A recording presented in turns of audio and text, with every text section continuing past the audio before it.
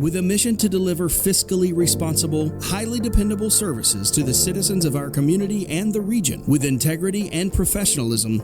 This is the City of Albany Commission Meeting with Mayor Bo Duro, Mayor Pro Tem John Howard, Ward 1, Matt Fuller, Ward 2, BJ Fletcher, Ward 3, Chad Warbington, Ward 4, Bob Langstaff Jr., Ward 5, Demetrius Young, Ward 6, City Manager Sharon Subadale, City Clerk Sonia Talbot, and City Attorney Nathan Davis.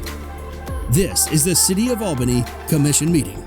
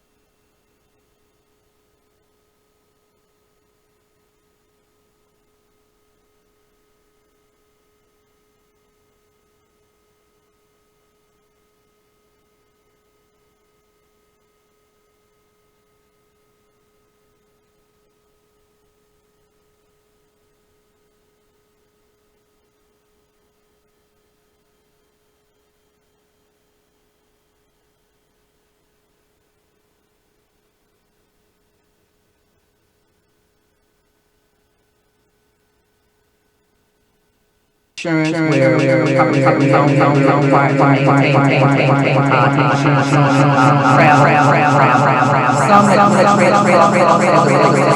again, some of our salaries are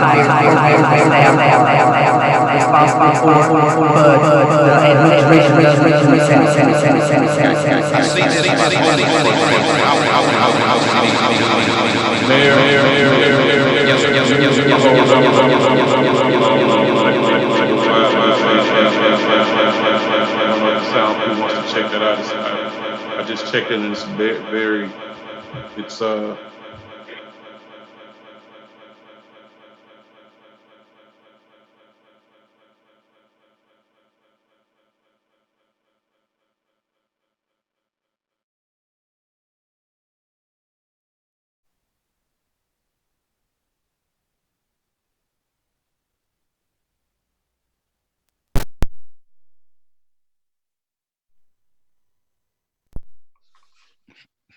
So we're going to take a minute to try to let staff work through that, or what's the consensus? well, I'm getting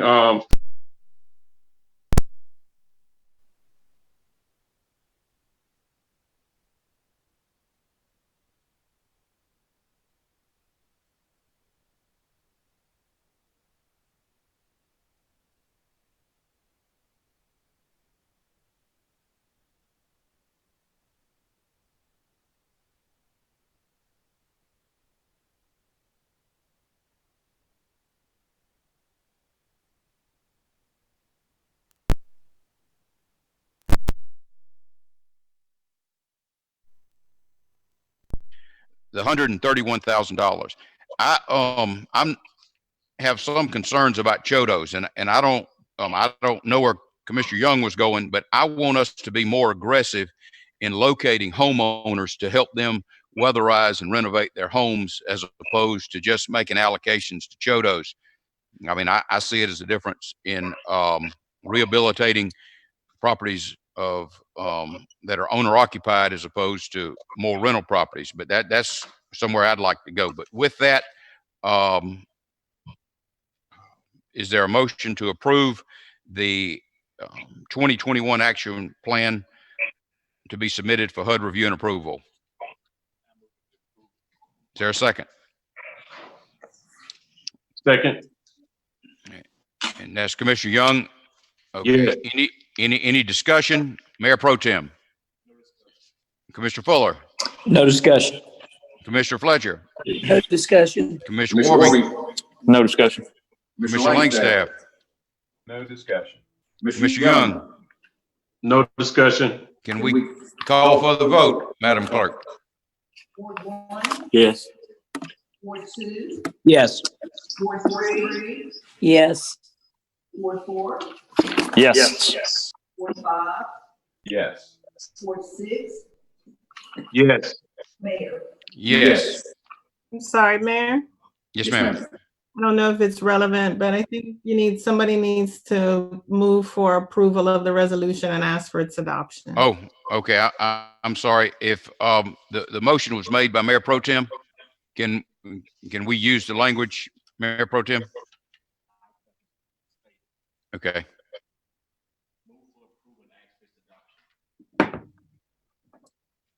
Off the resolution, ask for its adoption. And who is the second? Commissioner Young?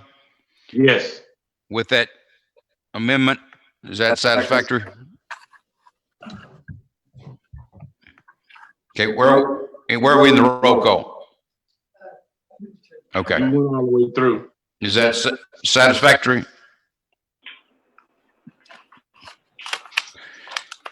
Next item on the agenda, Madam Clerk.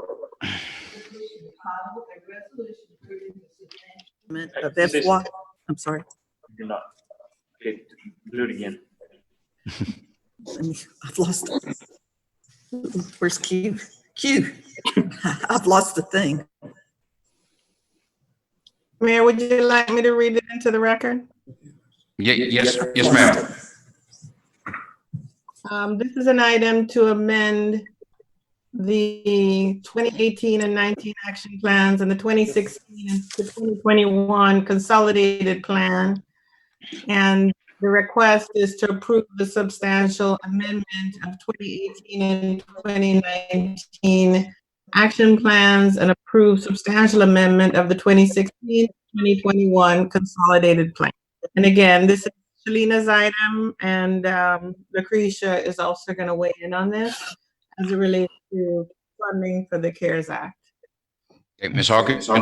Good morning. Again, this is a substantial amendment to our fiscal year 2018 and 2019 action plan, as well as the 2016-2021 consolidated plan. And again, as a part of our action plan, obtaining the necessary data in order to make the actions. But anytime that the city makes an amendment or a change to its budget, a budgeted item, or proposed use of funds, or if it carries out a different activity than initially planned at onset of the year, changes the scope or the purpose or the beneficiaries of those activities, or if there is an increase or decrease at least 50% or more for a particular budgeted item, then we're required to go through a substantial amendment. And we talked about earlier about the methods in which we've sought citizenry input, and that was through the attendance of the public hearing. We also attended some other community meetings, and again, also in partnership with Parks and Rec, again, having conversations with our public health agencies and some other local nonprofits. And so on page 41 of your agenda, you'll see the activities, whether it be CDBG or home programs, that budgets were modified. And so one of the items that we had the public hearing on was relative to the coronavirus outbreak. And we were awarded $523,987 CDBG special funds, or CDBG CV funds, in order to carry out activities to address those community needs as it relates to our businesses, our renters in our community, and other public service related activities. The other item is the consolidated plan. When we make amendment to even add the special funding for the coronavirus, we're required to go back and make sure that our consolidated plan has reflective language as it relates to providing special assistance, or as it relates to urgent need or emergency type services.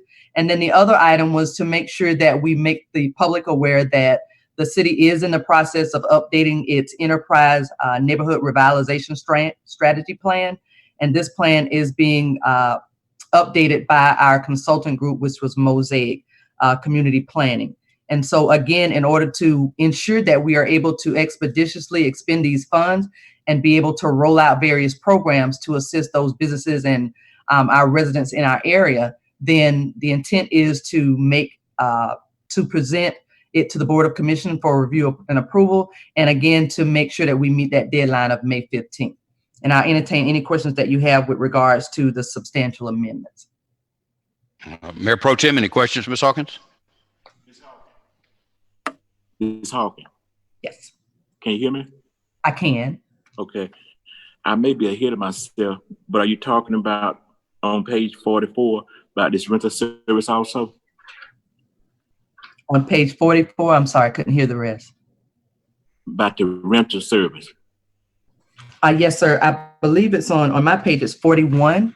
Are you asking for tenant-based rental assistance? One of the things that we are doing is HUD has provided the city with, or most communities, with some waiver requests. And so once we get approval from commission, then the intent is to provide them with waiver requests, where for the home program specifically, normally we would identify a set aside of 15% for our CHODOs to allow them to undertake eligible activities as it relates to affordable housing. And so on this year, they're allowing us to waive the monies that we would have allocated to our CHODOs and some other activities, and put that money or allocate it for the tenant-based rental assistance program. And as we got our feedback, we did realize that there are residents in our communities, specifically our renters, who are being challenged now because of the outbreak with paying their rents, paying their utilities. And so we were wanting to look at utilizing the CARES Fund as well as the TVRA Rental Assistance Program funds to be able to address those needs in those areas. And can you hear me? Yes, sir. Okay. And where it say these rental service, we got 230 some rental units.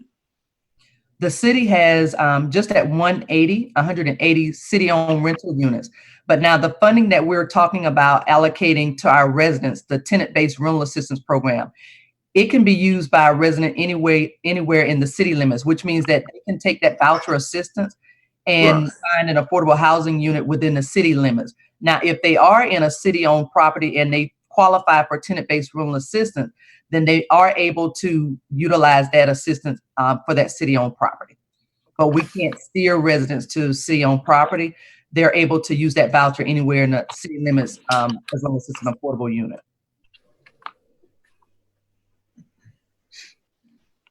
Any other questions, Mayor Pro Tem? That's it. Commissioner Fuller? Yes, so we confirmed that we've actually already received that $523,000? They have already issued us a award letter, and what we're required to do after we get Board of City Commission approval, submit the plan, the action plan, and substantial amendments to HUD, but we're also required to complete a couple of forms. One of them is an SF-424, which is a HUD document where we identify the funding source, the home, and the special COVID funds, and we have to complete that and submit that to HUD. After we submit that to HUD, then what HUD will do is turn around and submit to us our grant agreement for review and execution. Okay, and have we, do you have an actual breakdown of exactly how much money will go where, or is that still in the works? What's being proposed is, again, the feedback that we received was, can you hear me? I'm sorry, I heard. Yes, ma'am. Okay. Was regarding business assistance, because we know that our small businesses in our community are hurting right now, as well as, again, those emergency assistance to our residents who are struggling with payment of their rents and payment of the utilities, and then our nonprofits who are providing our public services to our special populations, such as our seniors and other low-income residents. So what we're proposing is of that $523,987 is that $350 be targeted for our small businesses, again, to be able to provide them with assistance in the form of a grant for awards up to $10,000, as well as providing $150,000 from our CARES Fund to be able to assist those residents who are struggling with payment of their rents and utilities up to a 3-month period. And then again, being able to provide about $23,000 to our nonprofits who are already carrying out services, but to be able to allow that funding to be used in conjunction with other funding that they may have to service our low and moderate population, which could be our seniors who do food services or food delivery services, partner with our food bank or other nonprofits. Thank you. Okay, thank you. Commissioner Fuller, this is Lucretia Gaskins. How's everybody this morning? Good, thank you. This might be a good time to jump in and share with you what staff has been working on. We've actually been collaborating amongst the different departments to merge our resources and talk about a small business relief program. A couple of things that we talked about as it relates to your question about how funds will be used. We've been receiving a lot of inquiries from small businesses about assistance. And we talked about maybe introducing to the commission for consideration a 3-prong approach, which includes 3 different variables, 3 different components. And of course, one of them being the CARES Act program. As you guys know, there are some funding dollars that have come down the pipelines and even some tax credits that are available through the CARES Act program. And what your staff will be proposing at your next workshop meeting is an opportunity for consideration of approval so that we can start offering webinars to our small business population. Whenever we offer these webinars, there will be an opportunity for us to also provide technical assistance for those who are having challenges with actually completing the documentation as it relates to the CARES Act program. We will be able to answer questions and help them actually funnel through that process. So we're going to have that being one variable of the program, the CARES Act program, ensuring that they've completed the documentation and also ensuring that we answer their questions on a local standpoint. Also, a second component of the program includes, as Shalina has mentioned, maybe a small business grant. that if eligible businesses apply, that they can get funds up to $2,500 up to $10,000. And what we've tried to be certain that we do with this particular part of the project is that we're targeting those small businesses who actually need the fund. We want to make sure that we're actually targeting and penciling in on our target audience for this particular program. And the third variable of the program includes utility assistance. So we're also talking to our utilities department to find out how we can also provide resources and technical assistance to those businesses who perhaps will need utility assistance as well. What you will see at the next workshop is a full proposal for your consideration. We will be asking for permission to utilize the community block grant funds for the small business grant portion of the project. But we will also ask our mayor and commission if they would consider matching those dollars so that we can maximize the resources that we're providing to businesses so that we can get more businesses in the loop and provide assistance so that they can certainly be sustainable as we all embrace the COVID-19 pandemic. Okay, thank you. I want to ask staff not to speak before they are recognized by the chair. I think that would be appropriate. Okay, Commissioner Fletcher. No discussion. Commissioner Warbington. Yes. You'll need to mute because there we go. It echoes if you're not muted. Shalina, on page 40, let me get back to it. 43, where it's got the table. Mm-hmm. So when I look at the table of the substantial amendments, Mm-hmm. the left column of those items, is that those all should be 18, 19? No, And then the right column is not like that's showing the amendment from one year to the next year? right. We had some activities that dated to for action plan year 2018, 2019, as well as 2019, 2020. Okay, so each line shouldn't be the same year. It's different Correct. years for each item. Different years is depending upon that particular activity. Okay. So the most substantial one then obviously is at the bottom left corner, which is the CARES Act funding That in is terms of the amount of money. correct. Once we were awarded or received our award letter, then what we were required to do was and we're still in our fiscal year 1920. Our program year starts July 1st of each year, one year, and then June 30th of the following year. And so our program year does not end until June 30th. But what HUD has allowed for us to do is to proceed with substantial amendment, again, to amend the current year so that we're able to expeditiously get this funding out to our community. And so you're correct. For the CARES, that $523,987 is the largest allocation movement. Okay. All right. That's it, Mayor. Commissioner Langstaff. No further question. Commissioner Young. Yes, sir. I guess I just wanted to follow up on what Ms. Gaskins was saying in terms of matching funds.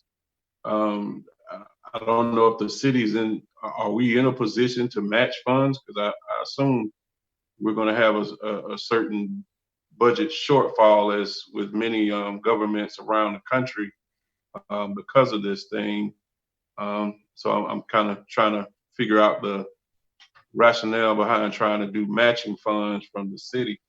We're still in the, I guess, at the congressional level negotiations stage to see whether or not Albany will even receive funds to its general government. But the other question I had for Ms. Hawkins was there was I think some type of allocation that's supposed to go toward medical facilities, and I think I heard that Albany Primary had already maybe received some funds, and I was trying to see what that fund was, well, where that money was coming from, and whether or not there was money still available for other clinics and medical facilities in Albany. Now that I'm not certain of for funding associated with Albany Primary Health Care. We did make contact with the Public Health Department back in, I believe it was early, might have been a couple of weeks before our week or so before our public hearing. And one of the things HUD wanted us to do was to reach out to determine whether or not they had any priority needs. And at the time, I believe it was Dr. Ruiz advised that they had sufficient PPEs and testing. He was telling us about they were rolling out a new way of testing. I believe he said it was on the horizon. But one of their initial challenges, he said, was the staffing. But then when we discussed with him a little bit later, they had confirmed that they were not in need of the special CDBG funding that had been allocated to the city. As it relates to Albany Primary Healthcare or any of our other medical facilities, I'm not aware of the funding source that they received. Okay, and I guess one follow-up question. Do you have well, I know on the other call that we were on, we were asking how soon are we from an application process for those small businesses and other nonprofits who wanted to be allocated some funds for COVID relief?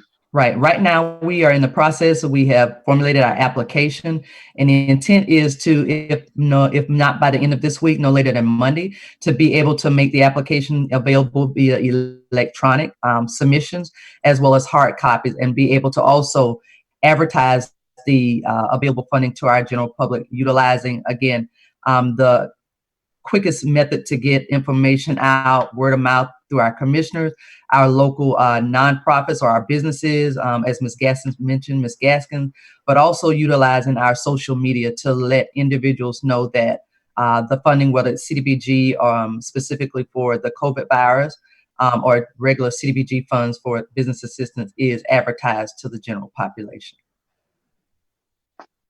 Okay, and I was trying to say if Ms. Gaskins or maybe the city manager had a question in terms of, I guess what she mentioned is matching funds, or do we have matching funds to give to what she recommended?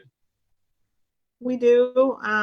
That would obviously be a decision for the board, but we have identified reserves that could be used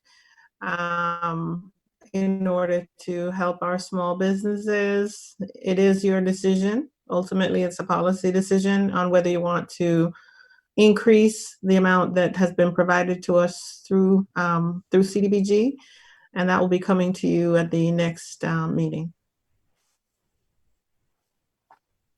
Okay, thank you, Mayor. That was it. Thank you. Ms. Hawkins, on this, it's my page 42. On two of these columns, we have different years under the CDBG grant. That's the rehab multifamily units and the Section 3 job training. Correct. So why do we have different years on those two? Again, each year the city creates what we call our annual action plan. And so again, for those respective years, 2018, 2019, if we make modification to a program budget, we're required to, again, advertise it and let the public, our commissioners, know where that change resulted in. And so for the multifamily rehab in 2018, we allocated about $133,000. But again, we utilize other resources instead of CDBG and only utilize $12,988 of CDBG funds for the multifamily rehabs. Again, the same thing for Section 3 job training program. We initially, in that action plan budget for that year, allocated $22,500. But again, by the end of the year in 2019, we had only expended $56,026 because one of the subrecipients was not able to expend all of the funding, again, within the parameters of that July 1st to June 30th program year.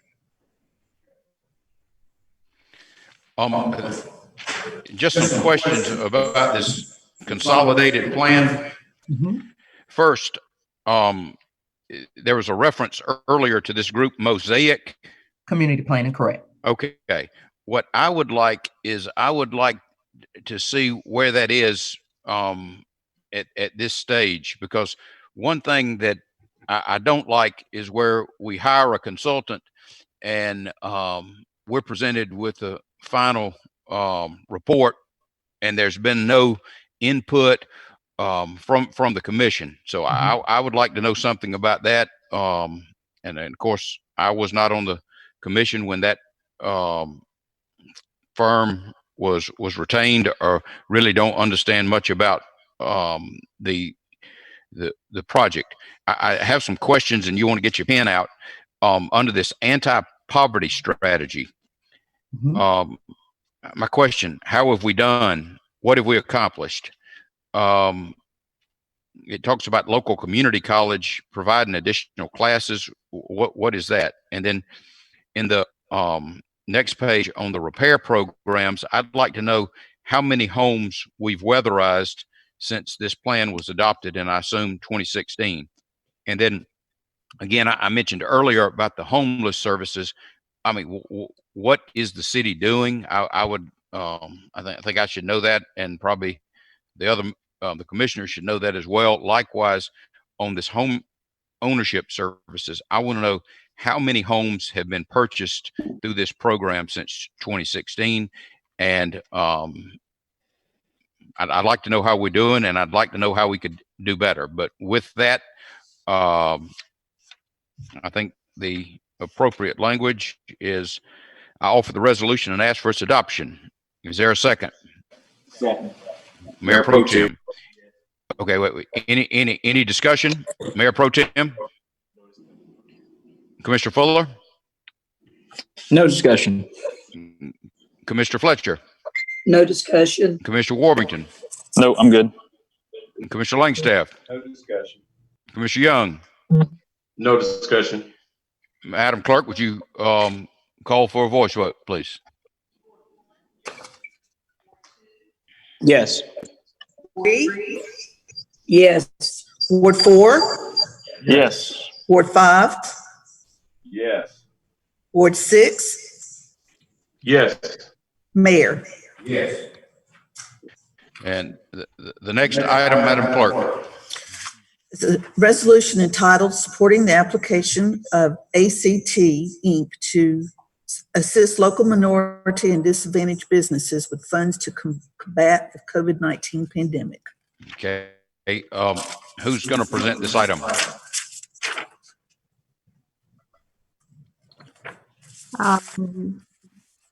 Mayor, would you like me to? Yes, ma'am.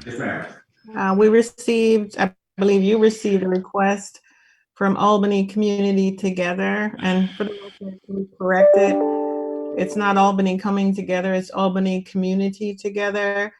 I believe I saw a letter from Director Thelma Adams Johnson to you requesting support for their application for EDA funding for disadvantaged and minority-owned businesses. In her letter, she said this is not requiring any city funds or administrative support. However, a resolution is sought to support their application, affirming that the City Commission is in support of their activity. Any questions? Mayor Pro Tem. No question at this time. Commissioner Fuller. No questions. Commissioner Fletcher. No questions. Commissioner Warmington. Yes, I got it. So Albany Community Together, what are the details of this corporation? Who's the owner? What's their accountability structure? They have a board?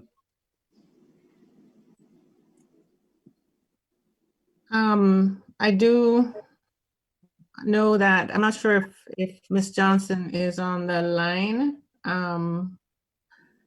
However, I do know that she is the primary contact that we have. In the past, Community and Economic Development had a relationship with ACT. So if it's permitted, perhaps Shalina can weigh in, Mayor.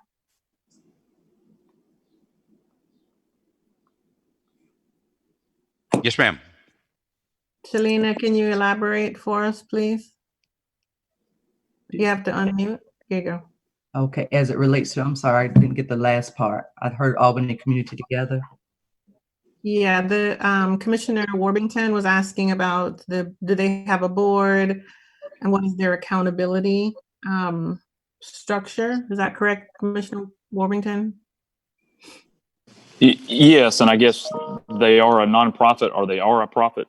Just They are a certified, a CDFI, which is a Certified Development Financial Institute, able to, again, some of the same services that Community and Economic Development carries out with respect to business loans, micro loans to your larger loans. I'm not certain on the threshold that they go up to. They're able to apply for funding from the state as well as other federal funds to be able to, again, carry out assistance that, whether it's technical assistance or small business financial assistance, to carry out those activities and to serve not only the Albany area, but the Dougherty County area, and I believe some other surrounding communities. As it relates to their board structure, I'll have to get that information for you. right, and so part of that is, I guess, has the city partnered with them? Have we endorsed them before? Have we been? We've worked with Albany Community Together since, I know, since 2007 and probably earlier than that. They have partnered with the city as it relates to business assistance.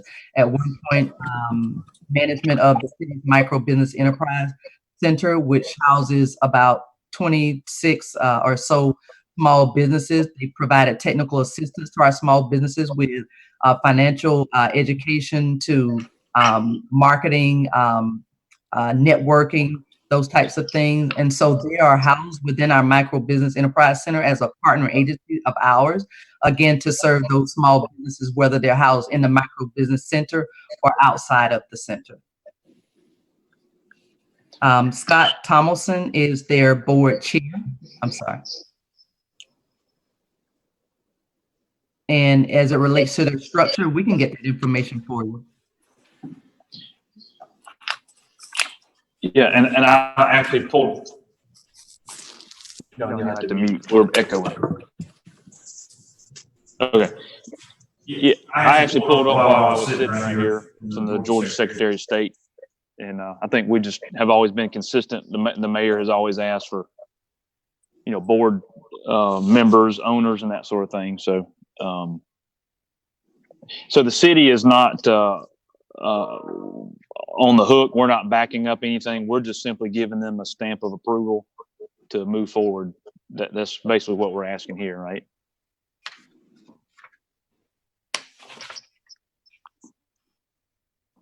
I would anticipate yes.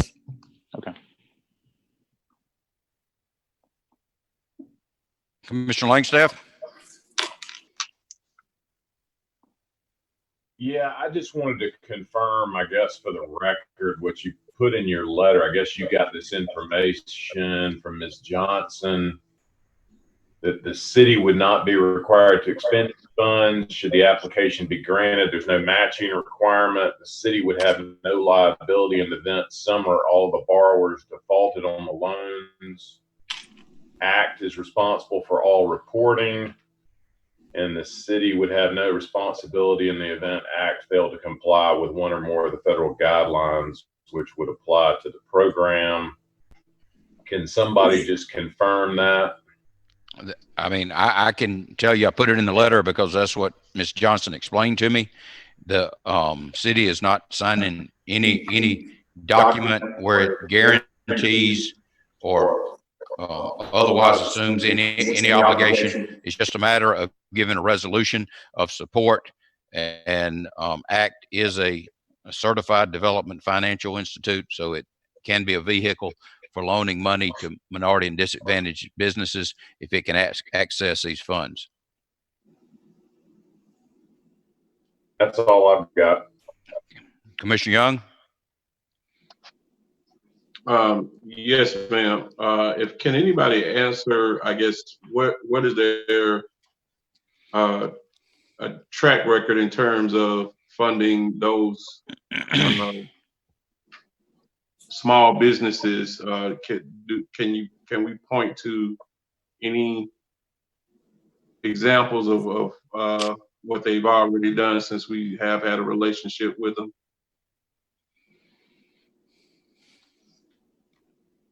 I can speak to just a little bit of it, and going off of my memory. At one point, when Albany Community Together was managing the city's Economic Development Administration portfolio, and so there were loans that were made to Cinnabon, Little Caesars, and probably some others that I can't think of right now, where we were able to make some loans, and these some of these businesses are still around today.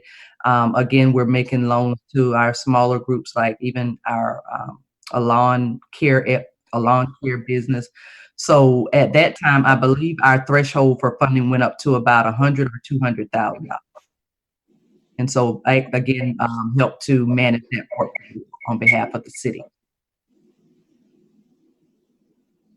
Okay, because I was just trying to get an idea for what level of business that we were trying to get into, because the situation is, of course, we know with COVID, a lot of small businesses who are what we call underbanked, or maybe may not have all the qualifications to get loans at a traditional lending institution, and may have some issues, with paperwork, or maybe even their credit rating, are kind of locked out of this situation.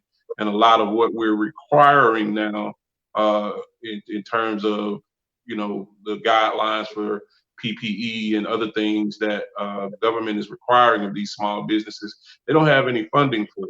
And we're a lot of very small businesses, barber and hair salons are really struggling to get the funding for those things that are going to make our community safe as we go through COVID. And a lot of it is about making, this notion that we get back to work and get back to our economy is going to make it harder. These businesses can't, afford to do that. And we really need to make sure we can get that money all the way down to, that's good with Cinnabon and I think the other one that you mentioned, but we really do need to get it at the level of these businesses that are, the like I said, the barber and beauty salons, who really going forward, they're going to really struggle with, providing this PPE for every customer that walks in the door. And that's going to be an issue in terms of community health and community safety. So I really hope that, ACT is in a position to help those people who can't get funding to make our community safe, but enable them to do so. So we don't have a uptick in the virus levels again. And I'll just, if I can, just share one of the things that ACT does do is they do provide micro loans, so smaller loans as small as $5,000. And one of the things about the newly proposed Small Business Relief Assistance Program is that it will assist those small businesses with employees up no greater than 15. And again, being able to provide assistance up to $10,000 as a grant. But the threshold for that is anticipated to be gross receipts of anywhere from $50,000 on a low to $500,000. So again, it will target those businesses that we anticipate will likely be overlooked. They won't be. ACT does the same thing. And one of the things that we can appreciate about ACT is that sometimes our programmatic requirements, our regulatory requirements for our funding may serve as barriers to some small businesses, whereas ACT has always been there to also serve the same population. Maybe their funding might not be as restricted. So they're making microloans to those small businesses, our local contractors, and our beauty schools and things like that. They're making those types of loans as well. And again, I would anticipate with this funding, we'll continue to do the same. Okay, thank you. That sounds so great. Thank you, Mayor. Thank you, Commissioner. I'll offer the resolution and ask for its adoption. I'll second it. Okay, any further discussion? Mayor Pro Tem? Commissioner Fuller? No discussion. Commissioner Fletcher? No discussion. Commissioner Worthington? No discussion. Commissioner Langstaff? No discussion.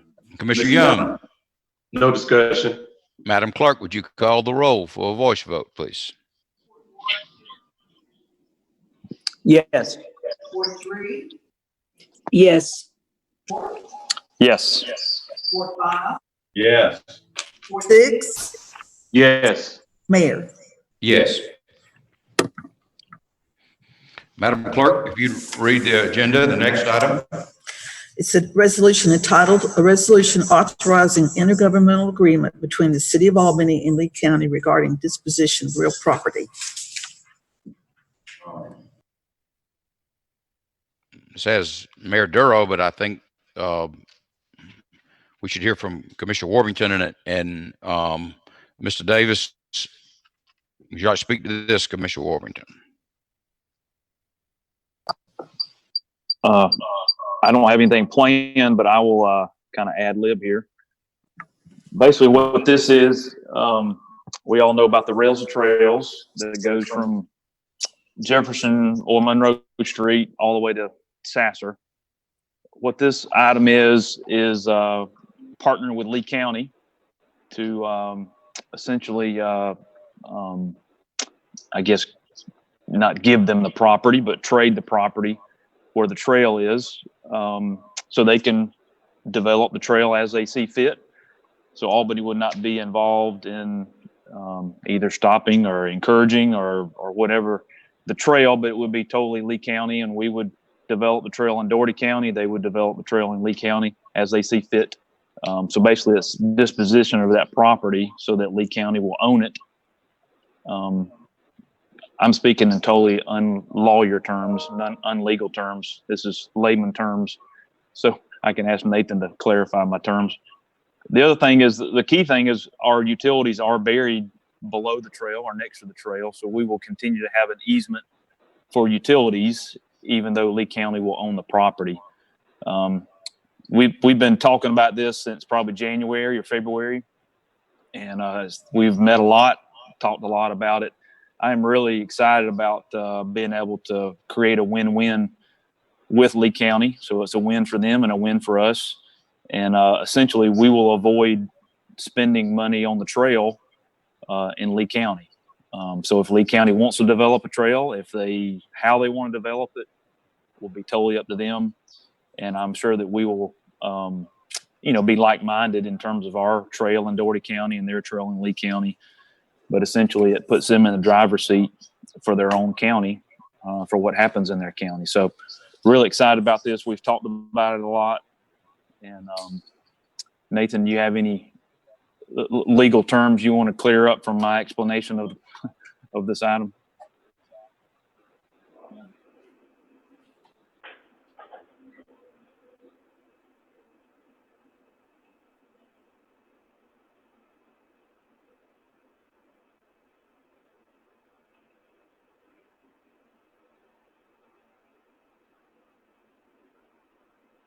Is that better? Okay. All right. No, that was an excellent explanation. I guess I've made some changes. Commissioner Langstaff had some good suggestions on the agreement. Mr. Curry at the Coleman Talley firm is the principal who prepared and has negotiated on the city's behalf. And again, the intent is for Lee County to complete what's called their share, I'll call it, or the line. And there were a couple other comments that were good ones by Commissioner Langstaff about the reference to Terrell County and whether, as I understand it, maybe taking references out, because it does say in the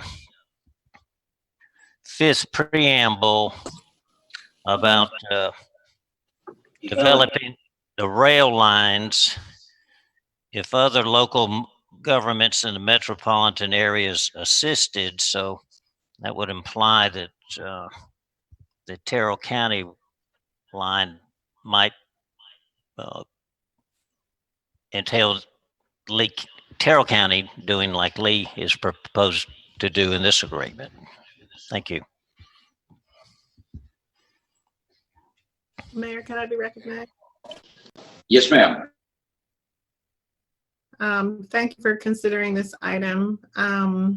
Just to be clear, as you may recall, our early bids to pave the Lee County section were in excess of or close to $4 million.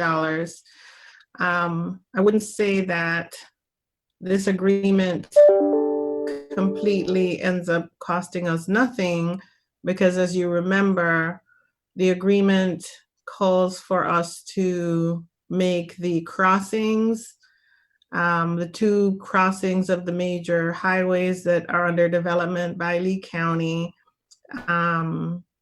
to do culverts so that and make them road ready for the Lee County construction. And we believe that would provide the best traffic crossing for pedestrians for those future developments and prevent users of the trail having to cross a busy highway at grade. So this agreement does include the requirement that we build the culverts and bear that cost, and make it road ready for the Lee County road expansions. And I think Tom Curry is on the line, but I believe that we put a ceiling in there of not to exceed 600,000. City Manager, this is Tom Curry. That's correct.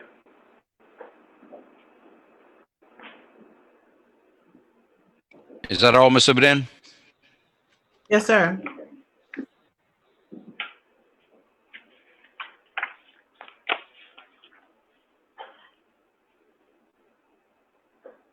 Any questions for the city attorney, Mr. Curry, the city manager, or Commissioner Warmington, Mayor Pro Tem? Commissioner Fuller? No, sir. Commissioner Fletcher? No question. Mr. Warmington has any questions for himself? I do have maybe a couple of comments. You know, I think from the day one, the intent of us working with Lee County is to eventually get the trail built. The difference with this scenario is that Lee County is that their own destiny is in their own control. My hope is that citizens, developers, the economy wants this built, asks for it to be built. And I believe that having those items, having those scenarios, want the trail is better than having some contract or some demand that it be built. And so I'm really excited. I think it's a very positive thing for the region. And I think this just shows a good partnership that can be cultivated between neighboring counties and neighboring cities to do what's best for the region and do what's best for the citizens. Commissioner Langstaff? I've got a couple of items. I think we're going based off of a draft of the IGA, the Intergovernmental Agreement, that Nathan circulated at 5:42 p.m. yesterday. And I have made a few comments, and Mr. Curry's answered some questions, and Nathan's answered some questions, and I think it boils down to just these 2 items. The first one is at the end of 2.1b. I would propose, since Mr. Curry says we do need to monitor what SGRT, South Georgia Rails to Trails, does as far as maintenance. We need to do that for Lee County to make it a valid IGA agreement. If we just added this sentence at the end, and I think Mr. Curry indicated by email this morning that he was fine with it, the sentence would be, however, the city shall have no liability for any failure of SGRT to perform its duties. So we will monitor SGRT, but if they fail, you know, it doesn't automatically fall on us to complete what they do. We're just going to monitor it, and I guess we would report them to the STB if they failed to do what they're supposed to do. The only other item was in 2.2A, the last sentence. Currently, that references an Exhibit B that is not attached, and it's the part that I'm concerned that puts some sort of burden on us with respect to Terrell County. So I would just ask that 2.2A, the last sentence, be stricken. And then I guess I would ask if Mr. Tanner, or actually it's Mr. Curry, he's on the line, if he has any problems with doing either of those two amendments.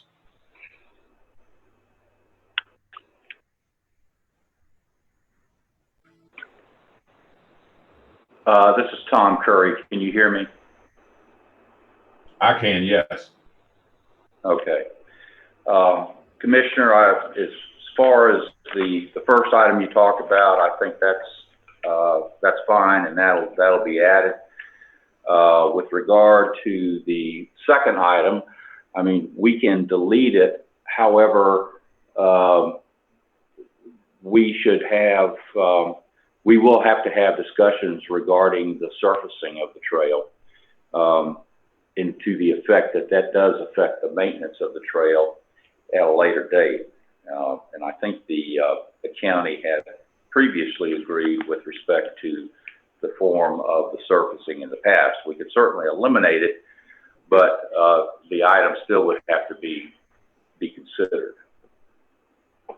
I guess at the beginning of 2.2A, it talks about the surface being, they will pave it to Lee County road specifications. That's right. And it'll be no greater than 12 feet or less than 10. So somewhere between 10 and 12 feet wide to Lee County road specifications. And I mean, in my opinion, that's good enough. I don't feel like we got to have any more specification than that. I don't really think Lee wants any more specification than that. Do you? No, they don't. But I think that's as far as the issue of the paving and as far as what the width is supposed to be, that's consistent with what SGRT was looking for in connection with their maintenance issues when the trail is completed. So given that, Commissioner, I concur that last sentence can be struck. Okay. Hey, but Bob, I would tell you too, in addition to what Mr. Curry's saying, Lee County has seen the designs that our engineering staff has completed, and that statement meets or exceeds what we had originally designed. So it's at or above standard of what we had designed.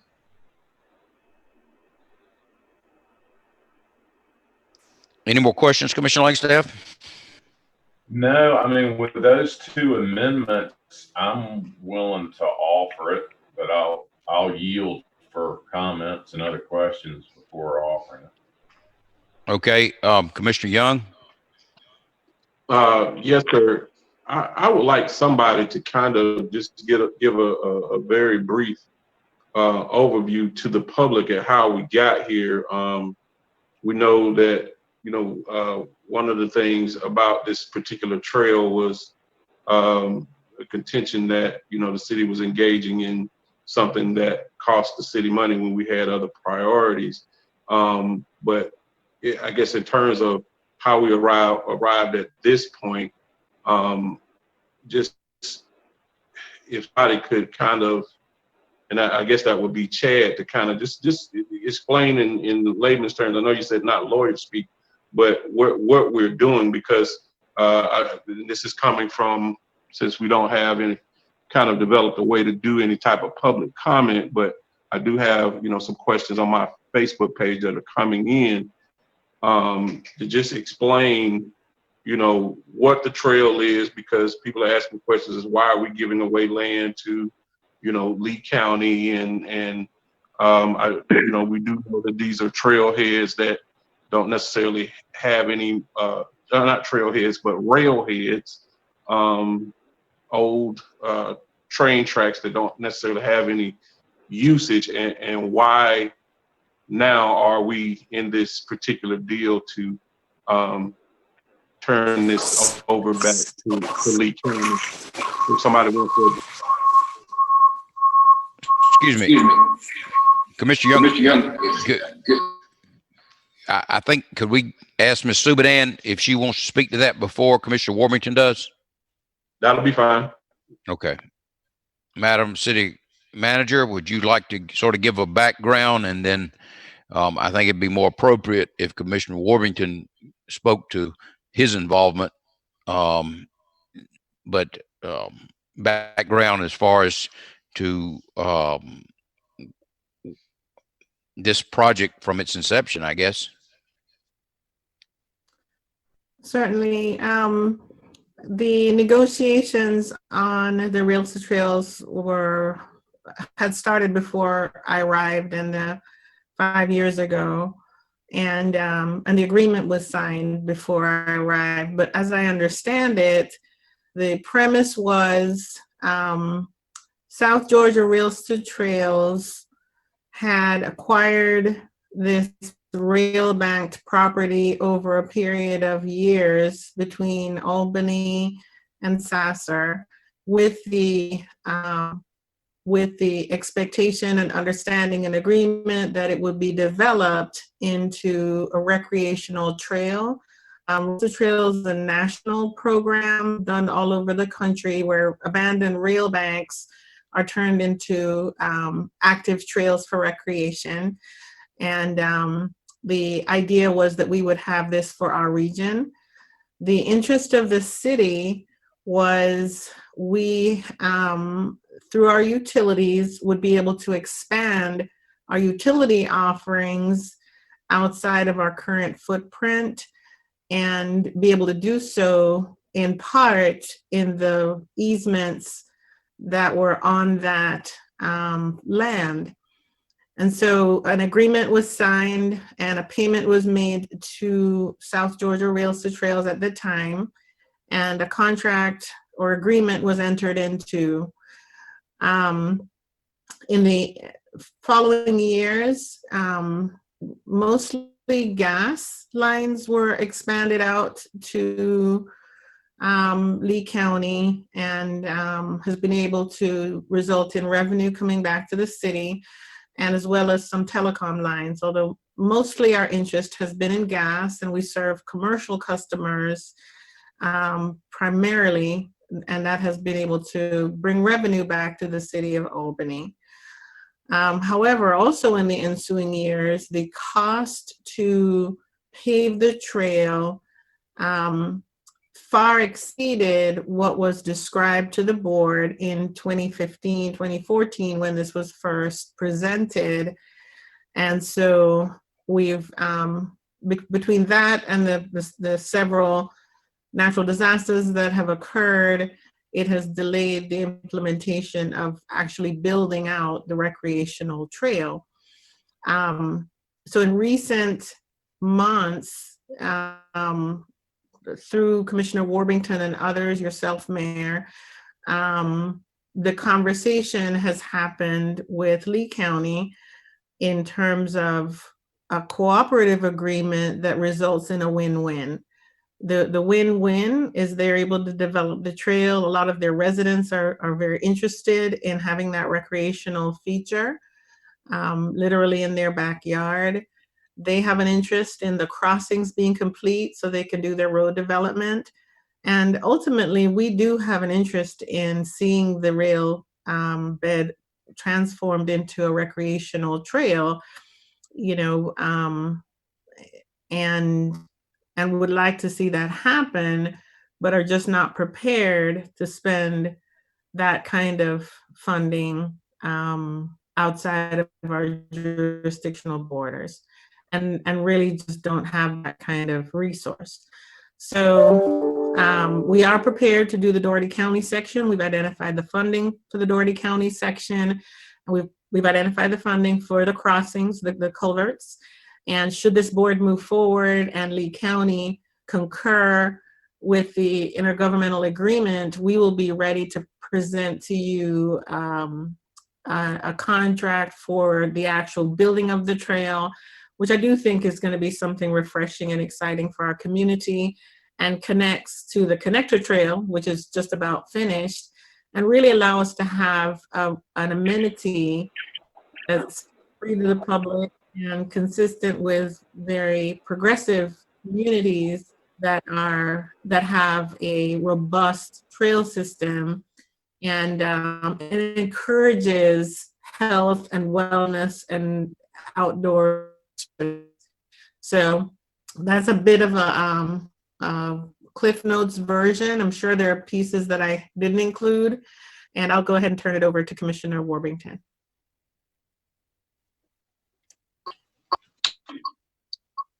Yeah, so I'll pick up with a story starting in January when several of us took office. We immediately was faced with a conflict, unfortunately, with Lee County, because Albany owned a property in Lee County, and Lee County is wanting to build roads to cross Albany's property.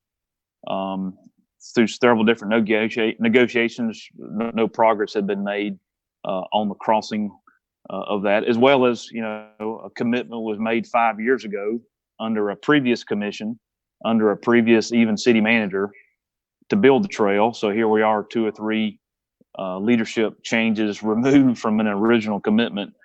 So the idea was, Albany, should we own property in Lee County? I believe that we should not. We should own property in Dougherty County and Albany, the city of Albany.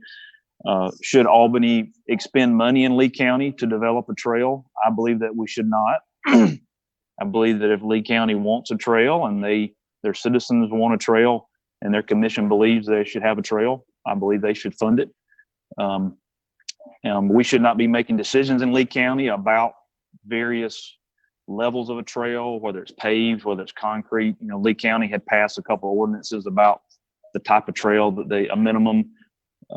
This should be their decision of what kind of trail they want, whether it's concrete, asphalt, gravel, grass. That's their county. They can decide that versus Albany. The only area that we are decided to expend funds in Lee County is really an item that we believe as our commission is a safety item, as the city manager alluded to, and that's the culverts. I totally respect Lee County's decision that they did not want a culvert. They wanted to do at-grade crossings of their roads. That's totally their decision. We believed as a commission that was a safety issue, and so we approached Lee County to say, hey, we believe in it so seriously from a safety standpoint that we want to help pay for that part of the trail to make sure there's culverts. Other than that, the trail will be 100% Lee County's responsibility. So we met multiple times, went back and forth. You think about the last 5 years that this trail has not been built. We've gone through tornadoes, we've gone through hurricanes, and here we are in a coronavirus. We're almost, the football has been carried down the field, and we just have never been able to get across the goal line. And now with some different commissioners at the table, I just believe that it's time to hand it off to Lee County and let them carry it across the line to build the trail. I believe it's the right thing regionally to do.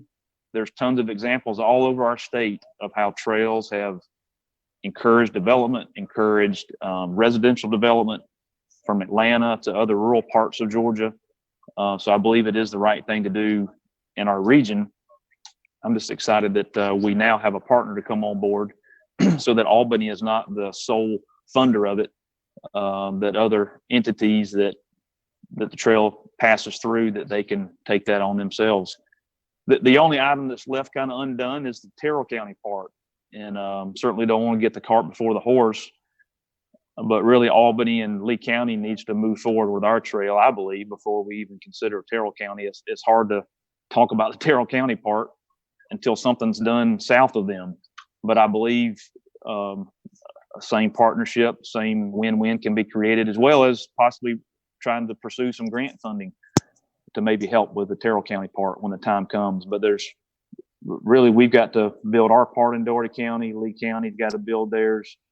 There's really no purpose of a Terrell County trail until the south part is done. And hopefully by then there'll be some wins, there'll be some development, there'll be some signs of economic growth, and it would be an easy decision for Terrell County if the wins happen in Albany and Lee County that I believe will happen at some point.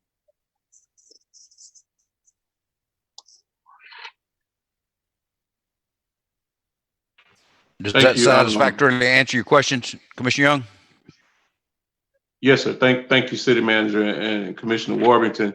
The one thing I do want to drive home is in the fact that, you know, and somebody can correct me if I'm wrong, that Albany had made a commitment to this, and because of that commitment that was made to the Rail Commission or whatever their formal name is that we were on the hook to complete this trail. And I think the portion that was in Lee County to complete it to the standards that Lee County was requiring was going to be upwards of another $7 million. And I thank Commissioner Warbington for the work he's done to, you know, greatly reduce that cost, possibly back down to, I think the amount was maybe $900,000 for I guess the overpass part of the trails that were to go into Lee County. And the public needs to understand that, you know, there was going to be additional costs from what was originally told in terms of finishing the trail. And now that we are at this point, we were able to turn this over to Lee County. They can maintain it at their cost. They'll be responsible for doing that paving that was going to cost us that, you know, $7 million. So I do think this is the best scenario for Albany. Thank you, Commissioner Young. I think that there might be some misunderstanding. Madam City Manager, the current estimate of the building the trail through Lee County is in the range of $4 million. Is that correct? Yeah, that was the bid that we got last year. We have been told there will be escalations. Since then, it's been over 6 months, but it was in the neighborhood of $4 million. And if you do just a basic cost of living, you know, CPI adjustment on that, it would be over $4 million. And the culverts are up to 600,000. Okay. Well, $4 million thank you, ma'am. for the Lee County portion only.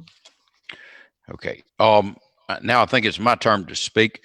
I disagree with Commissioner Langstaff with this provision about requiring us to monitor South Georgia Rails to Trails maintenance of the rail in Lee County.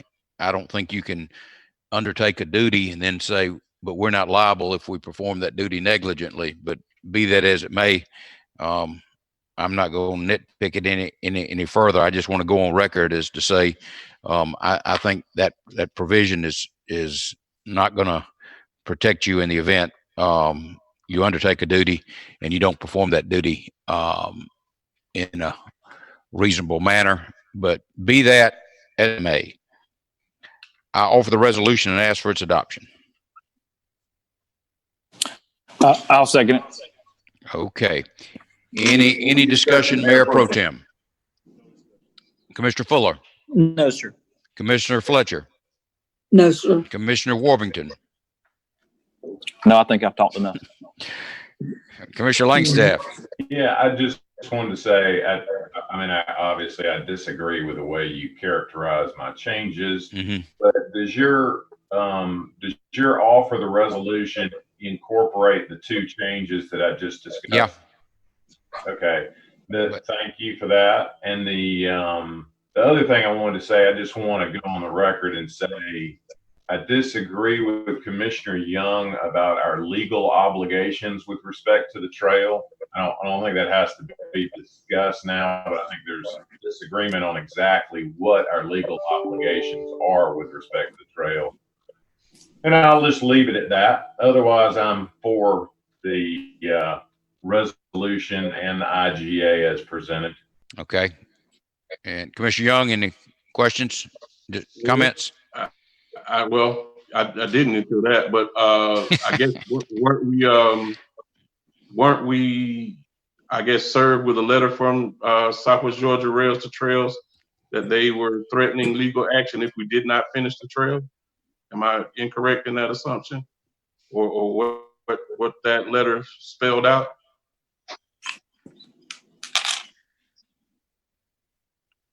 Are you talking to me? Yes, sir. Or anybody who wants to answer that. I guess, you get 10 lawyers, you get 10 legal opinions. So, just because we got a letter from them and they state one thing doesn't mean that we have to agree with it. So, we got our own lawyers with their own legal opinions. And I just want to make it clear that, by virtue of your statements, we're not conceding anything. That's all I was trying to do, just perfect for the record that we're not conceding any legal positions. I got you. With that, okay, I've offered the resolution and asked for its adoption. Commissioner Warmington has seconded it. Madam Clerk.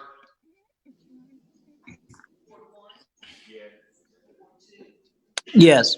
Okay. Yes. Ward 4, Yes.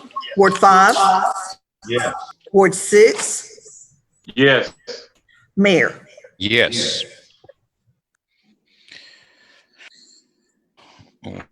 That concludes the special call meeting, and that meeting is now adjourned. Would the commission like to take a 5-minute rest before we commence the work session, or would y'all like to proceed? Mayor Pro Tem, you want to take a break or proceed? Proceed.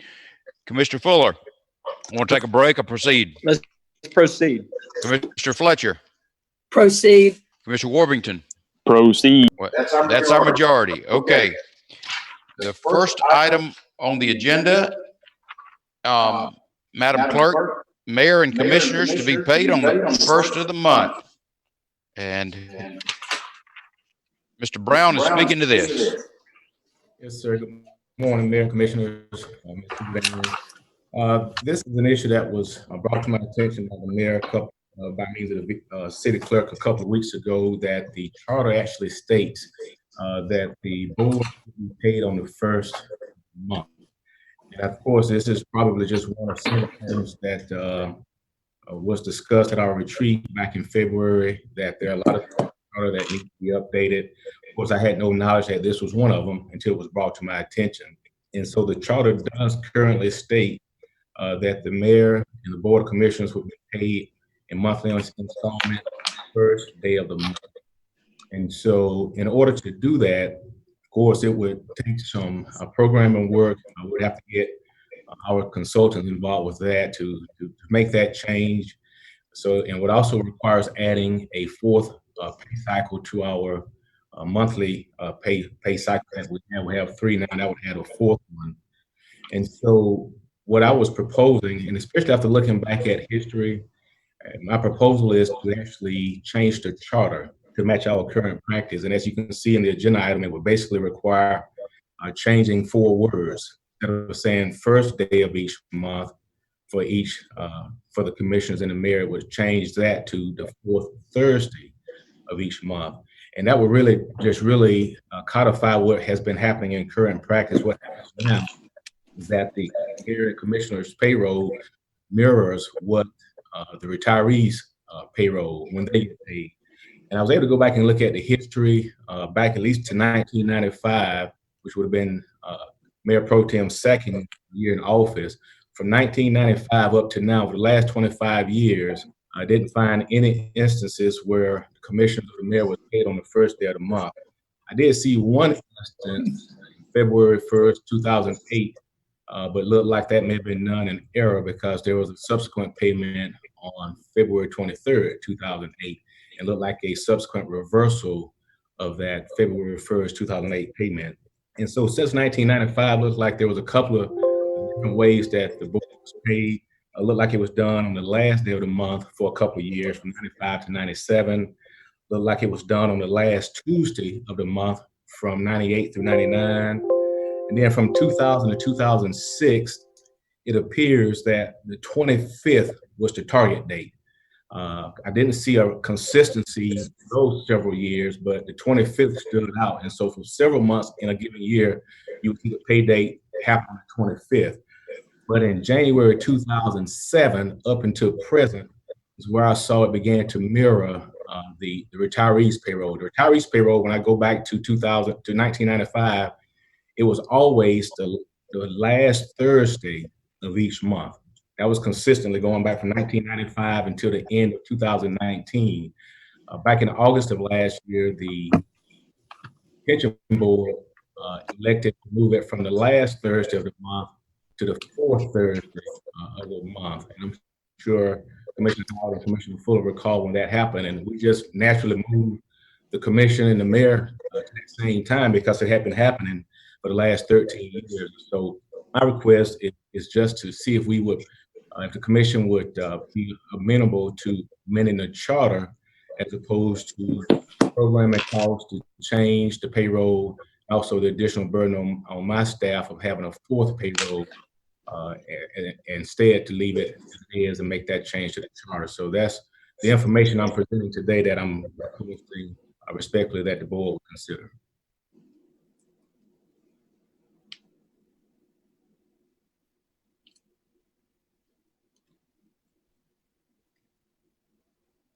Commissioner Fuller?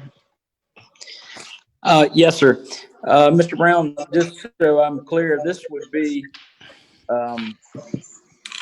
this is each commissioner and mayor is getting paid for the month of service they have performed. This is not paying them for the future month that's coming out ahead. Is that correct? That's correct. This is for, right, this is for the service that have been performed in a given month. So for instance, right now, compensation on the fourth Thursday of May, and of course that would be for services rendered in the month of May. Okay, thank you. That's all. Commissioner Fletcher? Well, I don't remember a discussion about the compensation of the board. I apologize if that slipped my mind, but you know, I'm wanting to follow charter, and I'm fine with the way things have been going, but I'm going to listen to what all you have to say. Thank you. Yes, thank you, ma'am. Commissioner Warrington? Yeah, I would just remind us as commissioners in our retreat, one of our major items we talked about is how outdated our charter really is. And this is one of many, some major, some minor discrepancies in our charter. I would just ask, I guess, and Mayor, I appreciate you pointing this out. This may seem like a small matter, but any discrepancy in our charter, I believe, is a big matter, whether it be small or large. So I appreciate you pointing this out. So the question would be, could we table this to work on the larger charter work? What's the pros and cons of taking this one small item on now? I would be of the mindset, why can't we go ahead and start the charter work we had talked about at a retreat to get whatever process started? And this would be one of many changes that way we would go to the public and have, I know you got to have multiple readings, and it's a kind of a process to update our charter. Does it make sense to add this to the list of the problems that we see in our charter that we want to change to get it up to date? So I guess that's my question. Whether we need to act now or whether we can get that process started and add this to it. I'll address that when I speak to the issue, Mr. Warrington, but this is not a discrepancy in the charter. This isn't one of the issues that cause concern. This is a directive, and staff has veered from the directive at some point in time. And here is the mayor and commissioners have to be paid on the first day of the month. But I will address that. Is that all you have when I speak? Commissioner Langstaff? Yeah, I was just going to point out the charter doesn't say whether they're paid in arrears or not. So I guess if you get paid the first day of the month, you could be being paid for the prior month, right?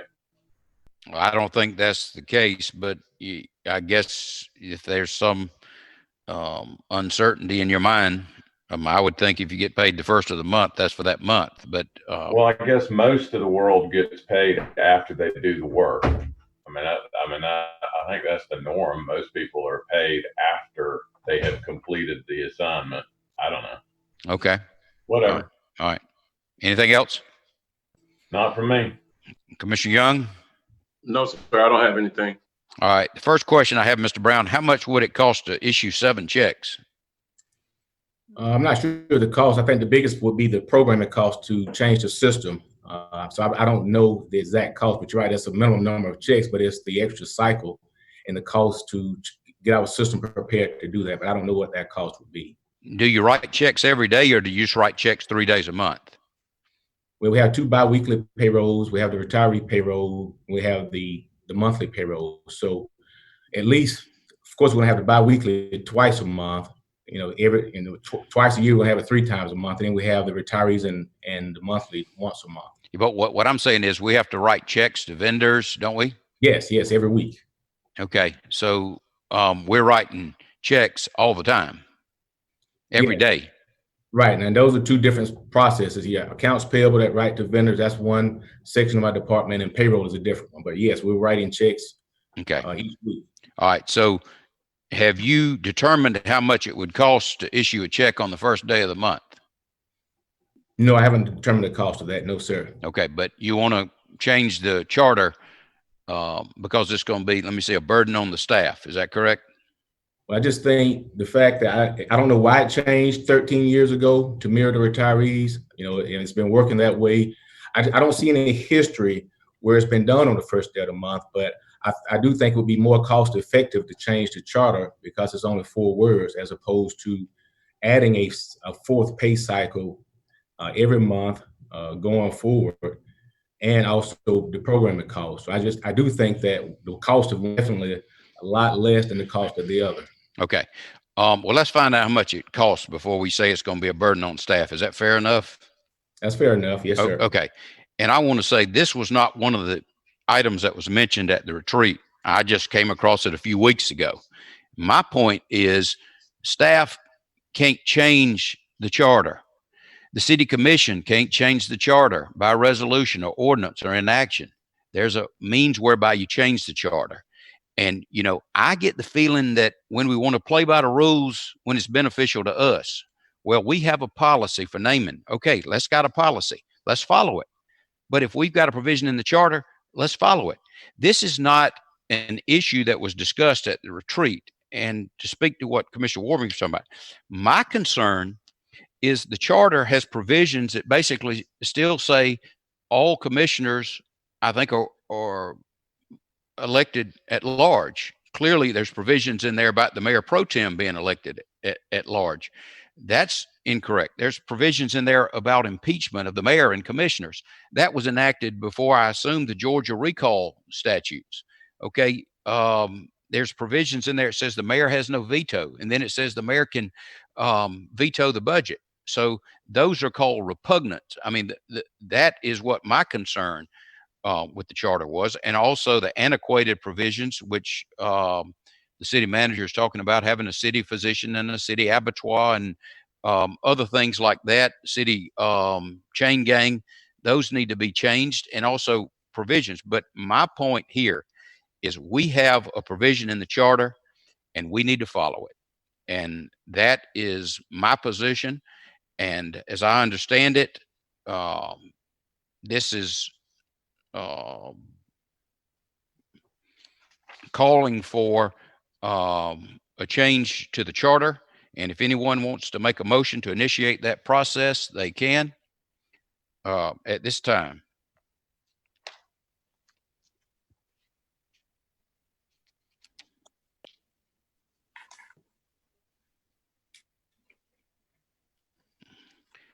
There being no motion, we'll proceed to the next item. I'll make the motion. Okay, is there a second? Okay, second. Any discussion? Mayor Pro Tem. Commissioner Fuller. So just to be clear, I maybe when Commissioner Langstaff and you were discussing, Mayor, about the payment being done on the 1st, and that would be a payment for the month, for the work that had not been done. Would that be taking place if this were moved to that date? I mean, I don't know that. I would think you got paid for the first for the following month, but that's not really the issue with me. I mean, well, I take issue with that. I just, being in my business, I can't imagine paying someone for a month's worth of work that they haven't done yet. Anything could happen where that work wasn't completed or where they whatever. So I would say that is a concern of mine. I know it's more, or you're saying, following the charter and staff not changing the charter or how that's directed. And I understand that, and that makes sense. But I just would want some clarification on exactly what that would be doing before I'd be ready to vote. Okay. Anything else? I'll modify my motion to add the phrase "in arrears" at the end of the sentence that was proposed. Okay. Wait. That doesn't get it. If So you it want, would say payable in monthly installments on the fourth Thursday of each month in arrears. Is that acceptable, Mayor Pro Tem? Okay. Mayor, could I say something? Well, no, the substitute motion fails for a second, but yeah, you can, let me Okay, if it failed, I'm fine. Okay, now Commissioner Fletcher, you can speak to the original motion. Well, I mean, I'm with you, Mayor. I just seems like this is coming out here. I don't know where it's coming from. And I do agree that there is so much in that charter that needs to be looked at, but I'd like to look at it as a whole and just not one item each time we decide we want to make a change. And I'm with Mr. Fuller. I mean, that's the last thing you should do is pay anybody for work that they've not completed, because it's awful hard to get that money back. And that's my say. Thank you, sir. Yes, ma'am. Thank you. Commissioner Warburton. Yeah, so let me be clear. So, of course, this is a work session, so this is kind of like a straw vote, I assume.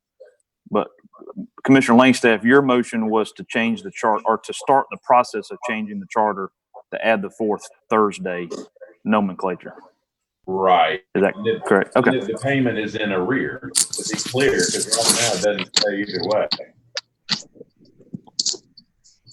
Well, I guess you're in arrears up to that fourth Thursday, and you're actually ahead of payment if there's 5 days left or 4 days left of the month. I mean, you're technically getting paid before the month is over. So I guess, yeah, you're getting paid for work you've done up to the payday, but then you're on the hook for a few more days worth of work, depending on when that fourth Thursday fell out in the month. But anyway, so the question was, I guess this will come up on our next agenda as this is what we're voting on, is to move forward with an agenda item to change the charter. Okay.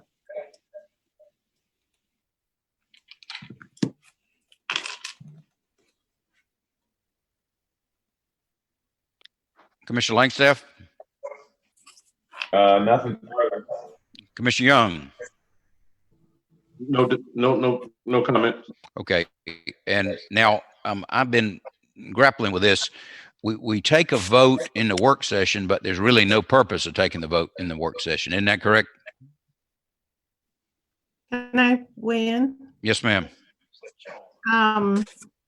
So the work session, and we kind of wanted to talk through this with you, not specifically related to this issue, but just sort of in general. My understanding is that when you take a vote in the work session, it would be generally to put something on the consent agenda at the regular meeting at the end of the month. but there are certain items that would not qualify for the consent agenda. This would not. This is obviously a process. So, I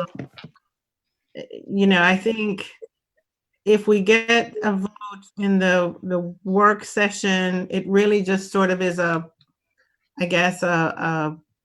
straw poll to give us a sense of where you all are, and you have the discussion, and staff gets some direction. And I think going forward, the only thing that we would ask you to vote on that would be a true vote in a work session would be de minimis items like travel, or, who's going to represent you as the flag bearer at GMA, or things that are very That's ugly. I wouldn't want you all to fight over who's going to carry the flag, but generally we don't think that there will be any binding votes in the work session. It just gives us an idea of how to frame things for the final meeting at the end of the month, and also gives us the opportunity to create a consent agenda. Okay, thank you. All right, and now we call the straw vote. Commissioner Langstaff, let me get clarification on your motion. You have proposing to initiate the process to amend the charter so as to provide that the mayor and commissioners be paid on the fourth Thursday of the month. Is that correct? If that is consistent with the way we've been doing it for 25 years, yes. My question is, will you clarify what your motion is, and don't let me speak to it. All right. Well, then I guess I need Derek to confirm that that's the way we've been doing it for 25 years. I'll say for the last 25 years, we have definitely not been paid on the first of the month. There were a couple of occasions where it looks like for 2 years, people were paid on the last day of the month. There seemed to be 2 years where it was the last Tuesday of the month. Then it looked like there was a period of about 6 years where it was the 25th of the month.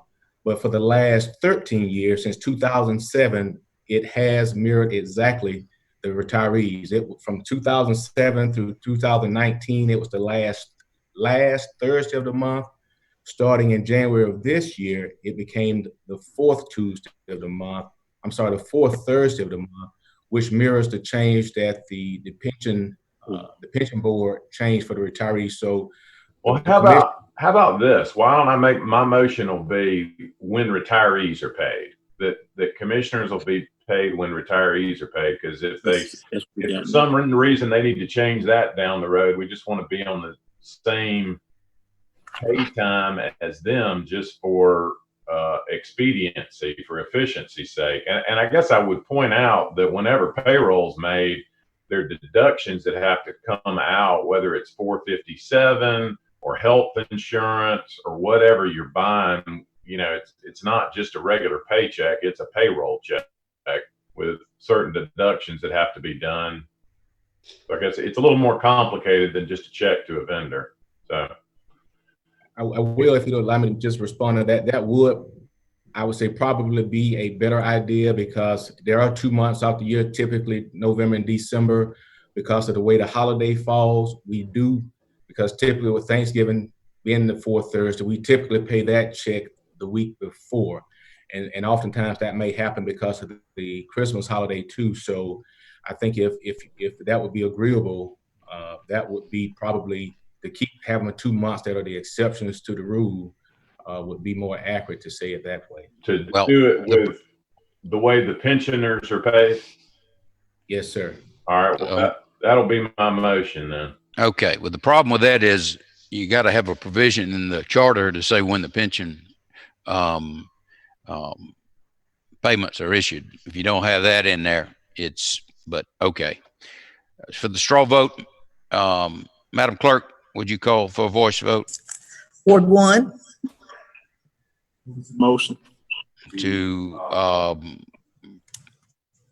amend the charter to provide that the mayor and commissioners will be paid on the same day that the checks are issued to the pension beneficiaries.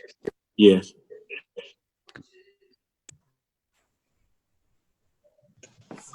Ward 2, Yes. Ward 3, Yes. Ward 4, Yes. Ward 5, Yes.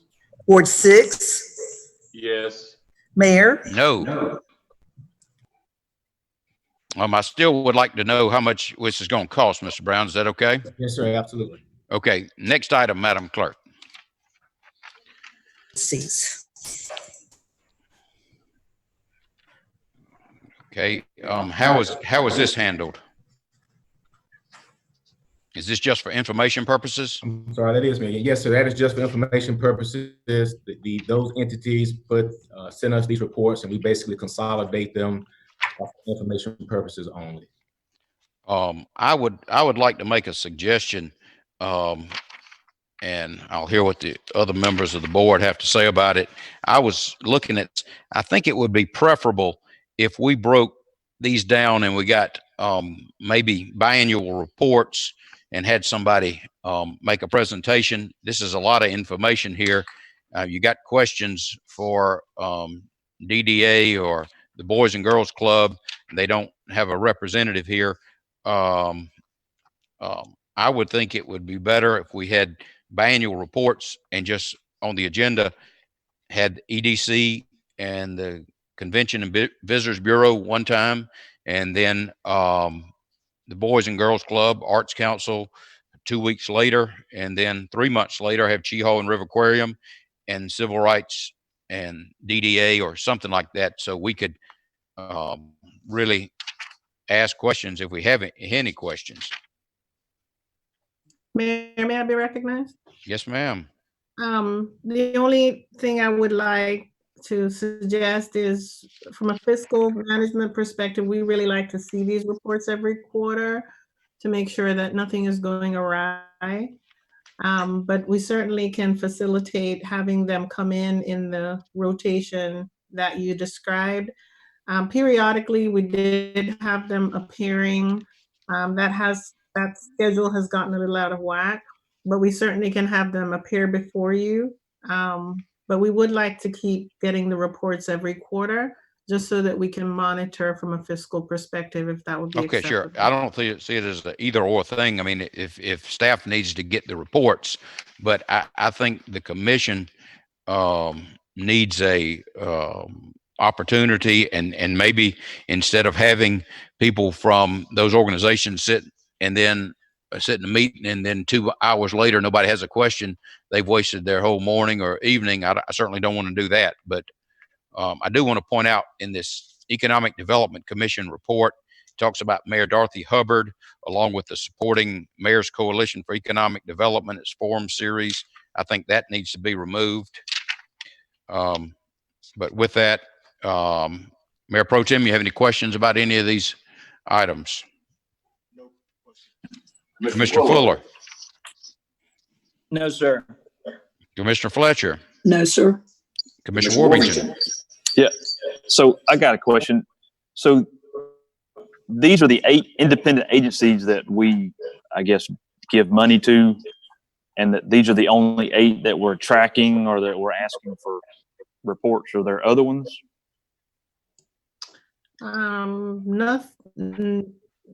No, this covers everything that I could think of anyway, outside that gets funding from us.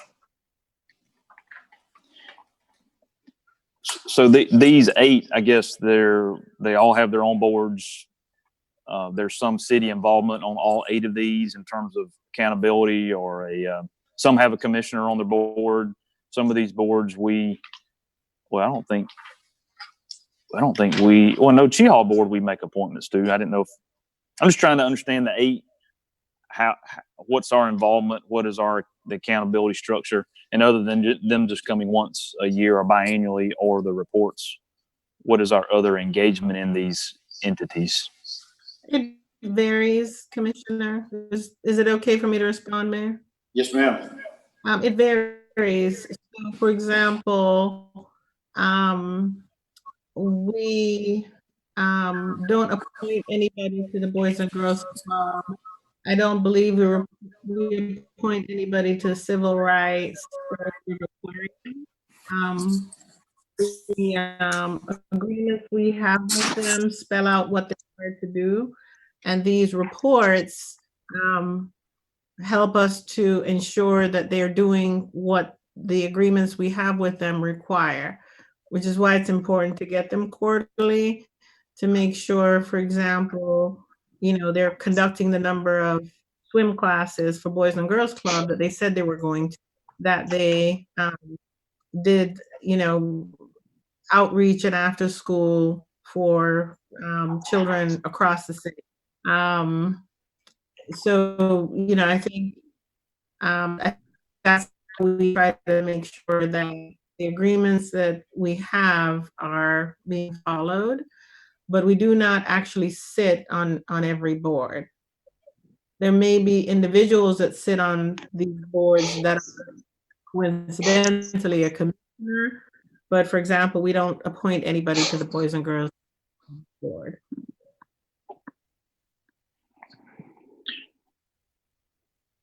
Okay, so I guess my question would be, can we add to this list?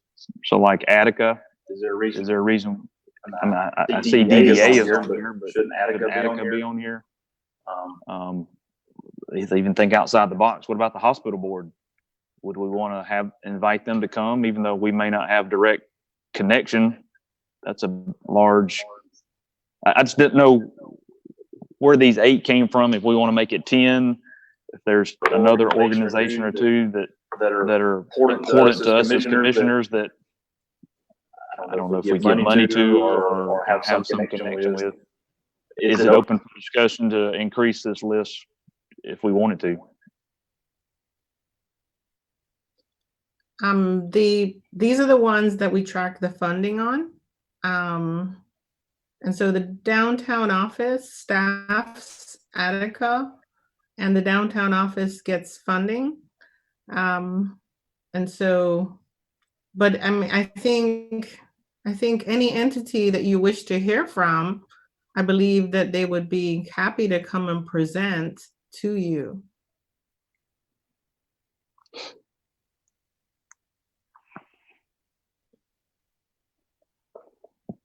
Okay, I guess that's all I got. Mr. Langstaff? Nothing for me. Mr. Young? Yes, sir. Along the lines of what Mr. Warrington was just referring to, are these 8 organizations ones that we offer funding to on a contract basis or on an expected level every year? And if so, I guess how do other organizations get to qualify to be on that same footing? So some of these we fund, well, all of these we fund through some kind of an agreement. I can click down each one of them if you like. And I really can't speak to the history on like the Albany Area Arts Council. I'm not sure how. I just, it's sort of been that way. I don't really know how they became funded. Of course, we have an agreement with Boys and Girls Club for the running of Thornton and Jefferson, and that's a very long-standing agreement. And the EDC we fund as part of the service delivery strategy, and River Aquarium and Cheehaw we have agreements with. So I don't, I guess Nathan would have to maybe weigh in and give some more history. The CVB, we administer the hotel motel. It's required that we have a tourism-based organization to administer those funds. So some of these are statutorily required. Others are historical.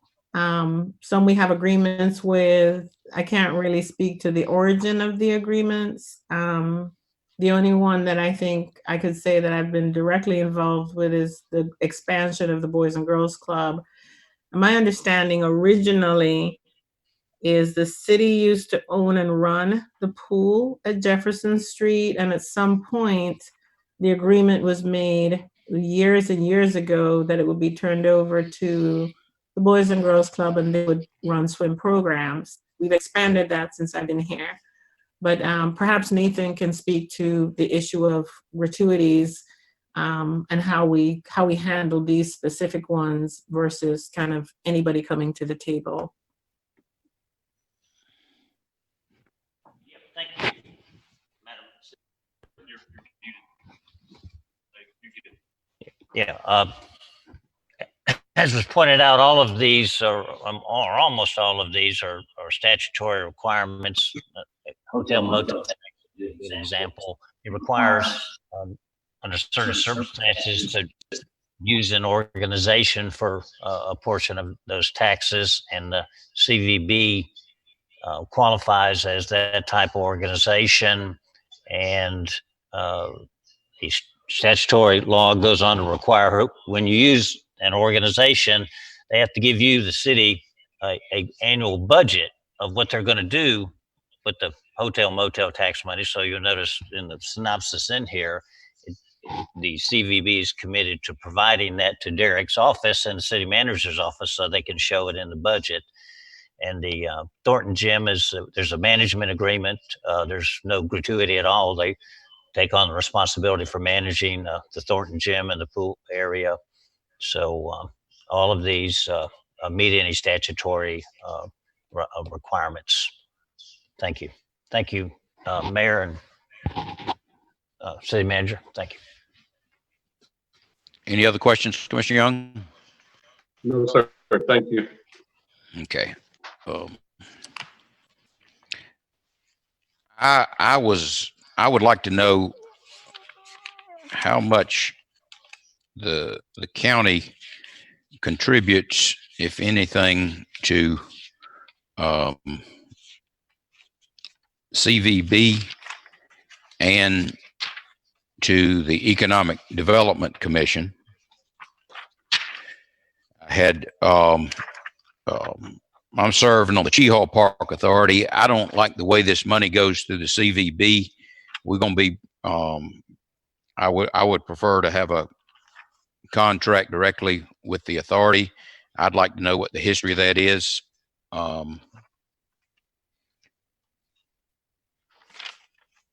And I did see that DDA has exhausted its allocation for this year, as has the Boys and Girls Club. I just want some assurance that there'll be no more transfers to either of those entities without coming to the commission.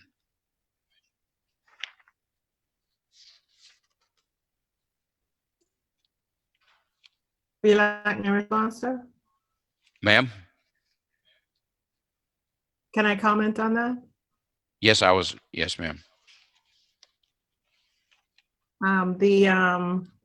So there will be no more transfers.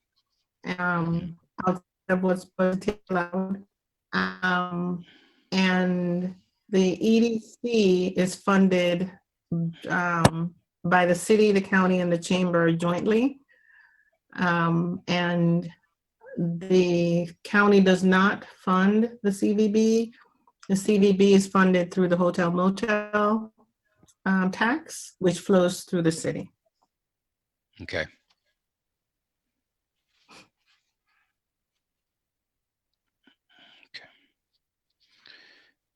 Any further discussion? Mayor Pro Tem?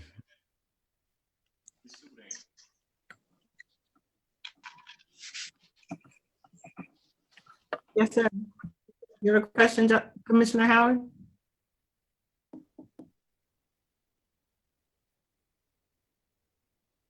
I'm sorry, I can hear Commissioner Howard. Could you unmute him? Go ahead, sir. Can you hear me now? I can. Okay. When is this agreement with the Boys and Girls Club up with Thornton? Is it a 5-year contract that we signed with them? I believe that we have to renew it every year during the budget process. I would have to go check it directly for you. I can get back to you with that on that today, sir. Okay, thank you. That's it, ma'am.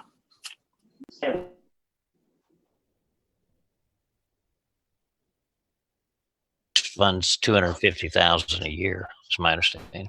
Yeah, I had a question about the 250 that the chamber contributes, because I think I can't hear the mayor again. my question is that I have also a question about the 250 that comes from the chamber. And I think that does not come directly from the chamber. I think it comes from somewhere else. And I want to have some clarification on that if we can.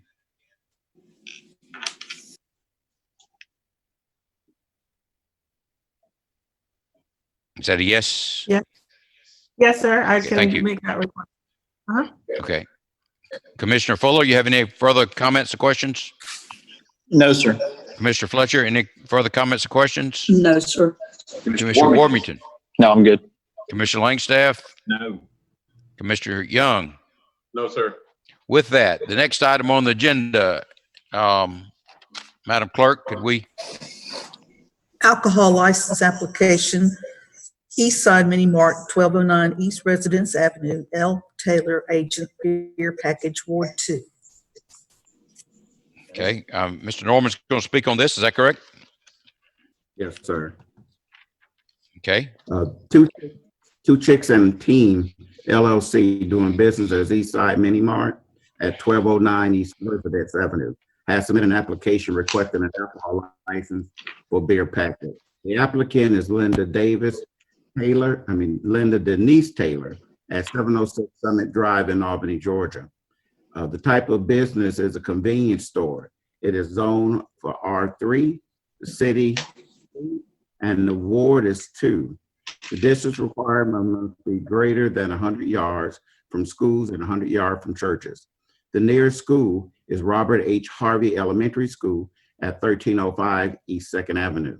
The nearest church is Faith Deliverance Church at 1312 East 10th Avenue. This location is currently open. The prior merchant was Marcus Smith, who ran a convenience store by the name of the A. Smith Store. The store had an alcohol license for beer package in 2016, but since that time, it has been closed. The police have no open investigations at this location. The applicant has placed an article in the Albany Herald 10 days prior to this meeting as a notification to the general public that this application would be considered for approval.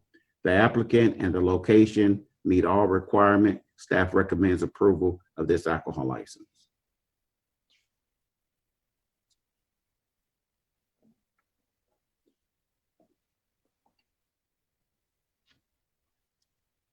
I got a question for Nathan.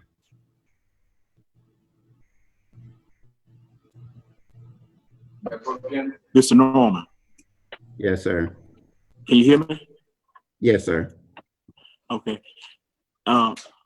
You said that this was approved and it was zoned at years ago, but is some consideration given to this little store is no more than about 20 some feet wide and sits in the heart of a press neighborhood? Yes, sir. It is within the middle of the block there in the 1200 block of residence. And it was a store, it was a convenience store prior to this application. It started back in, I think it was 2012, 2014, but it closed its doors in 2017. Right. Mayor, since this is in Commissioner Fuller ward, I want to ask him a couple of questions because I did get some concern of some citizen that did call me this week and saying that this area is not conducive because it's a depressed area and it's a high volume of poverty and other things in that community.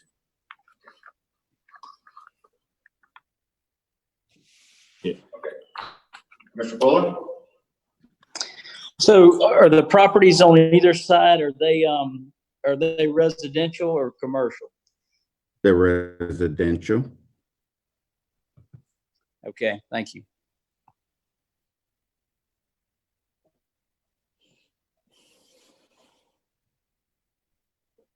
And is Mr. the, I'm Fletcher? sorry, one more quick question. Is the store currently open? Yes, sir, it is. Okay, thank you. Okay, Commissioner Fletcher? No, I have no questions. Commissioner Warrington? Yes, I'm just looking at the tax map, and the owner that's listed on your application is not the owner that's on the tax record. It's a Ronnie Brown that's on the tax website. The application says it's Richard Dyson. Right, he's the one who signed the lease for the store. I'm not quite sure of that one there, but he's the one who signed the lease for Miss Taylor. Okay. Well, we probably need to do a little research on that. And you said that it currently is open or it's not open. It is currently open. They're just not selling alcohol at the moment. That's correct. Okay. What is the closest proximity of another alcohol establishment? Is it on that corner? Is there another convenience store a block away? The closest store is the Stop and Shop food store at 1117 Clark Avenue. It measures about 1,500 feet.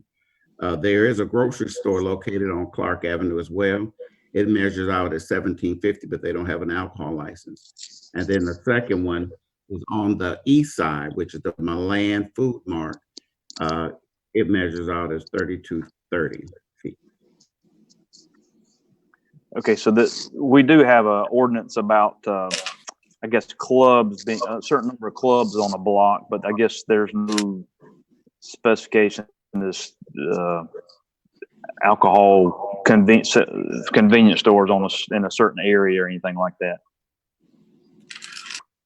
That's correct. The ordinance, it specifies on-premise consumption. They can't be within a certain distance between each other, but there is no stipulation for off-premise consumption. Yep. But my only concern, I guess this is not a question, this is an opinion, is I do have concerns with a convenience store in the heart of a neighborhood with houses directly next door. So that I do have a concern with that. Is that all? Commissioner Langstaff? Yeah, I had a question for Nathan. So this is an alcohol license that's popping up in our work session. And I know these people need a vote on their alcohol license, but I don't think we can do that in a work session because it's not an official meeting. I think these things have to be on a special call at the beginning of a work session to get them legally approved. But Nathan, you tell me. I mean, I guess what we could do on this one is correct. Yes, sir. Do a special call at the next work session at the beginning of it instead of waiting until the end of the month for the final meeting, maybe. Yes, sir. That's within y'all's prerogative. Sure. That's all I got. Okay. Commissioner Young? Yes, sir. Can you give me a little bit more clarity in terms of is there I'm trying to think. It sounds like this is near Blaylock Housing Complex. I don't know, Commissioner Howard maybe you'll answer that better. I know Blaylock does have some issues with crime, and this is just pretty much a residential area. So I'm just trying to get a picture in my mind where this is exactly. Yep. Sure.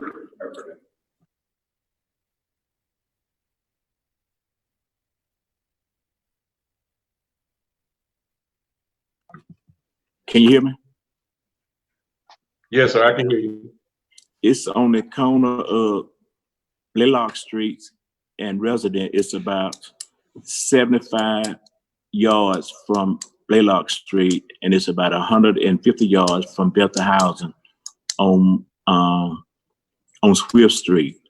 to go into more details, what it is, I imagine it was a mom and pop store 50-some years ago, and the person that has the title deed stay within the neighborhood, and it just been like a store that would just sell cookies and candy to little kids get off the bus, things of that nature. But as I can attest to it, and I stated earlier, it's in a neighborhood that is depressed. It has a high volume of crimes and other activity within that community, and there's houses on both sides, probably houses that was built back in the early 50s, and they still exist there. Okay, so you said that's on the corner of Blaylock and Residence? Blaylock and Resident. And you said it's 3 blocks from Bethel? No, it's about 1 block from Bethel's complex. Okay, 1 block from Bethel. Okay, all right. That, I don't mean to interrupt. This is Commissioner Fuller. It's not actually on the corner. It's about 3 properties back to the west, but it's about 3 off the corner. Okay, all right. That's all I had, Mayor. Again, I don't know the purpose of taking these straw votes, but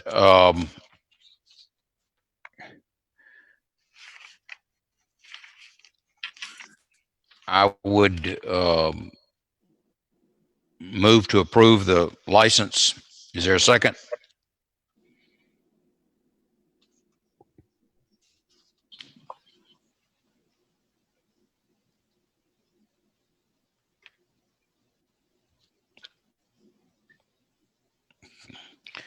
Motion fails for lack of second. Okay, I don't think it'd be necessary to have a special call meeting if there's no support for the granting of the license, but if somebody wants to. I believe the purpose of a work session is to get it out in the open and talk about it. This would be the opportunity for the owner or for Mr. Norman to come back with us with resolution of our issues. So I have an issue with the owner. Somebody needs to do some research of why the owner on the application does not match the owner that's on the tax record. And then if there's any other information that can be shared in open meeting about, you know, my concerns is having a convenience store selling alcohol surrounded by houses, you know, and also Commissioner Howard's issues. If somebody wants to bring something to commission, I think we have to vote on it at some point. It would have to be at our next open meeting instead of a special call meeting. You don't vote on it. Isn't that correct? Yeah. I mean, I would just suggest, I mean, this is, business has had an alcohol license before. We're not talking about a bar, but if the will of the commission is to deny the application, that's the will of the commission.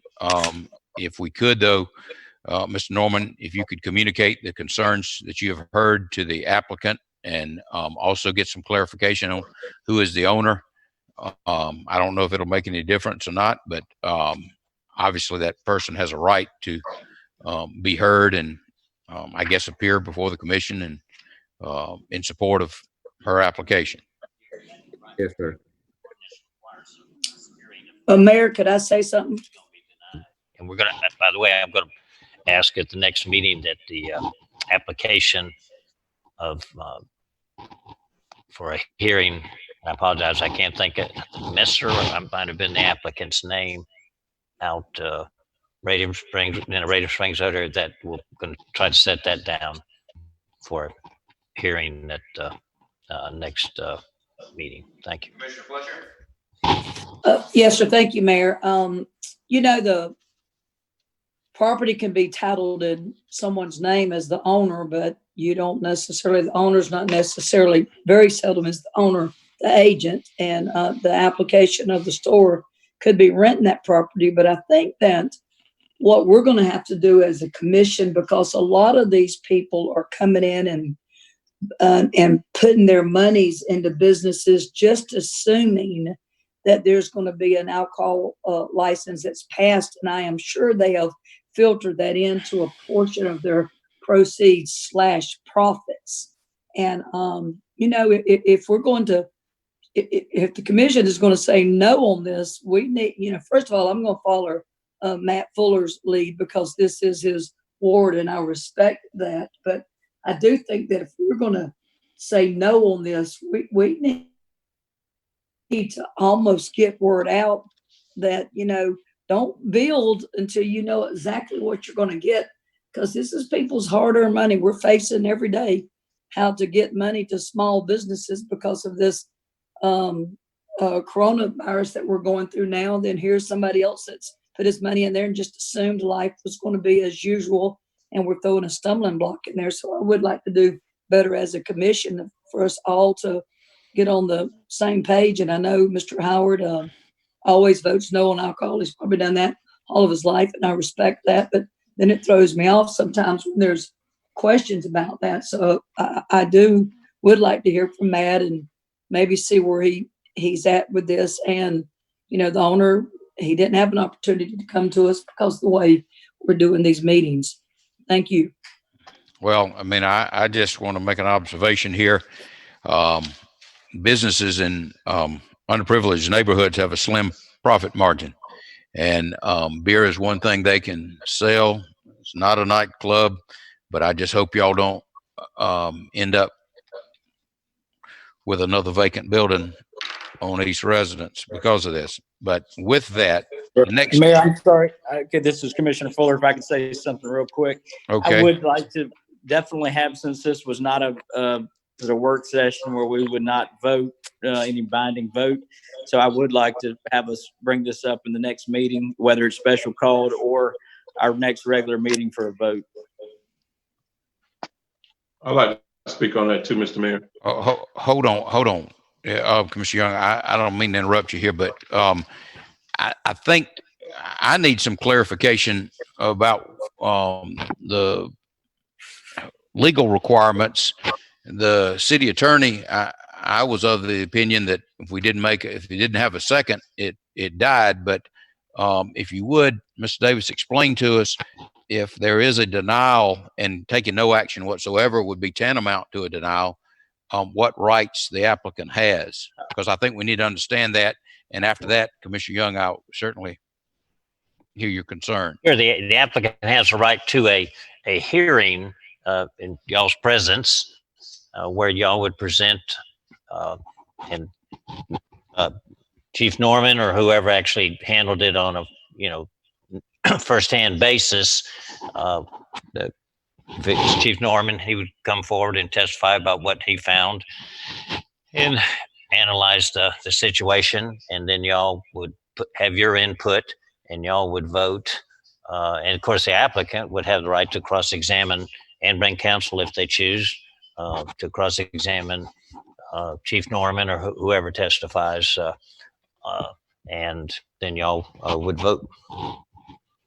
So that's the way it is. They have that right to a hearing. There's no property interest in these applications, you know, and a license is just a year-to-year type of document, but they still get a hearing before y'all.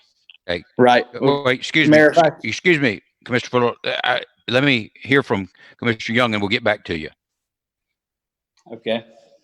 Well, just, I guess, kind of responding to Commissioner Fletcher's comments is, you know, again, with these, you know, alcohol licenses that are trying to locate themselves inside of residential neighborhoods and often poor Black neighborhoods, the page that we need to be on is one that recognizes that these establishments do no good for the neighborhood. They don't do any good for the residents there.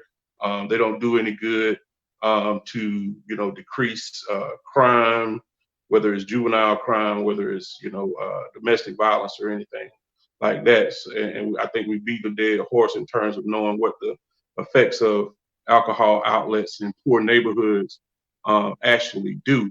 So I would say to the rest of the commissions, we need to get on the same page in terms of just a mental zoning of where these establishments need to be.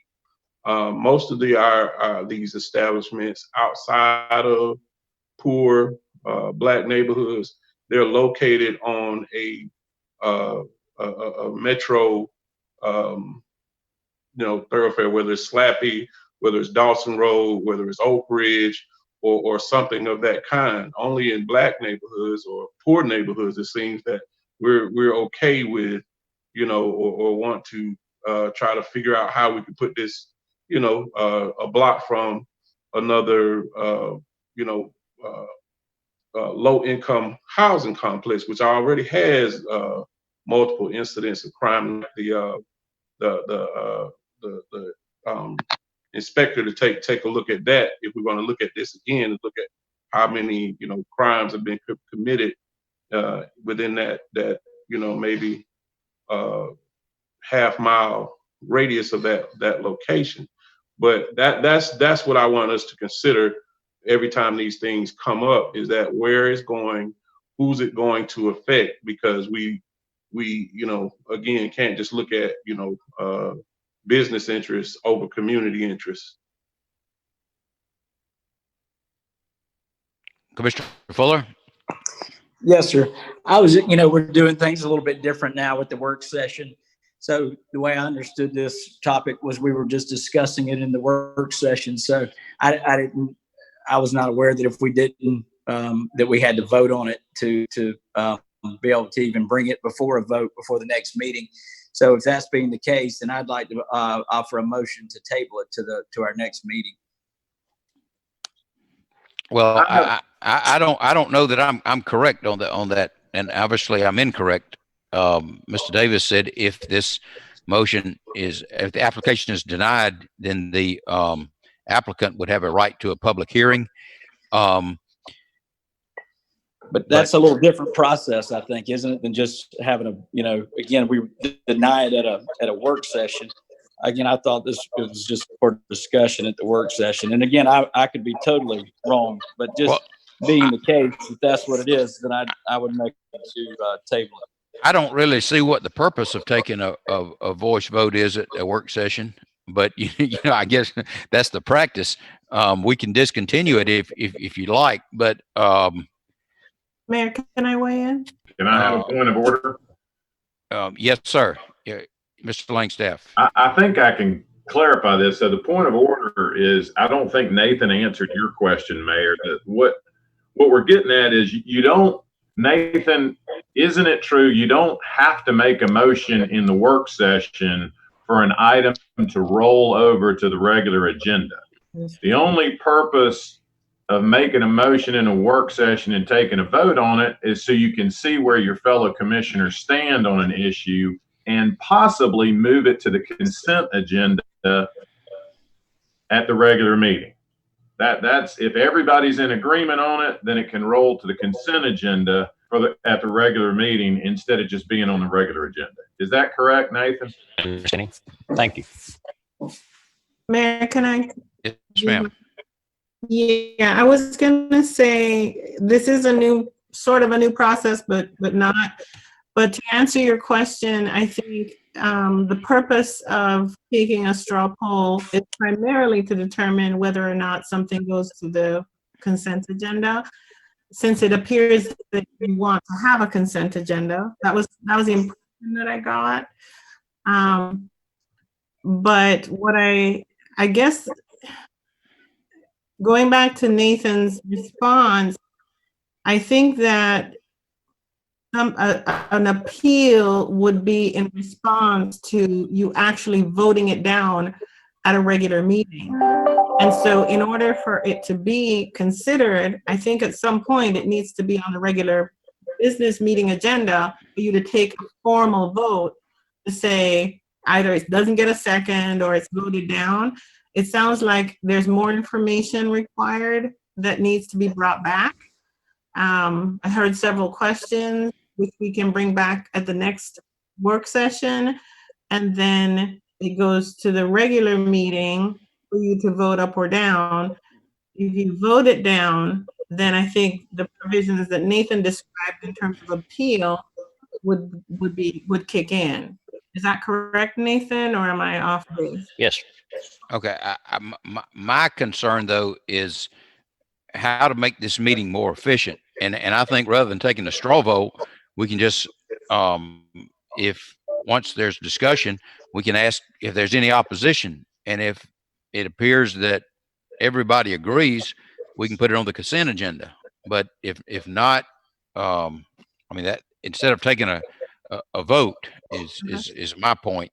It's I just don't see the purpose in it. But That sounds good to me.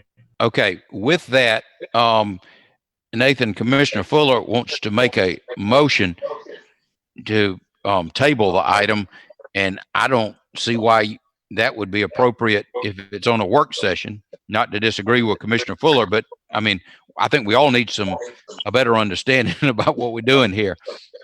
We got a bad system working, in my opinion. It doesn't seem there's the need to table it. I guess it just seems that let's vote on it at our Yes. our regular meeting. And just Ms. Norman, could we make sure the applicant understands what the basis of the opposition is and also the concerns that have been expressed? Yes, sir, I will. Okay. I have one other comment. Can I make? Yes, sir. Just for the future going forward, most of these folks who've had an alcohol license in the past, you know, there's time constraints on them. I think we ought to, anytime we have an alcohol license, do a special called meeting, because I don't think some of them can afford to wait 2 weeks till the next meeting. You know, like say it was Olive Garden or something. I mean, once they get on, they're going to expect a vote up or down. And we don't want to be, you know, I know this one has particular issues that have to be researched and resolved, but some of them are going more automatic, and we don't want to be waiting 2 weeks till the next work session. Can we agree to do a special call whenever we have an alcohol license on the agenda? I don't think that's a good idea, because if you're going to have opposition in the community, the public needs to have a right to appear and whatever opposition they have. That's the problem I have with it. But let me say this: in my experience, if you got a business like Olive Garden, they're going to get their license in place before what Commissioner Fletcher was mentioning, that people go into business expecting they're going to get a license and they might get denied. Well, a business like Olive Garden, they're going to have that license before they open up. And I think, but that. Well, I'll tell you, our experience recently that we've been shocked at how people have waited till the last minute, because they just they didn't realize, and I guess Norman can weigh in on this. I think you got to get your city before you can apply for the state, or is it vice versa? Yes, so you have to have a license first. Yeah. I mean, my point though is I don't think you having big corporations that are making this kind of misstep. It's, you know. Well, we've had it before. We've had to have a special called meeting for that very purpose, because they didn't realize what hoops they had to jump through to get an alcohol license. I mean, who is they?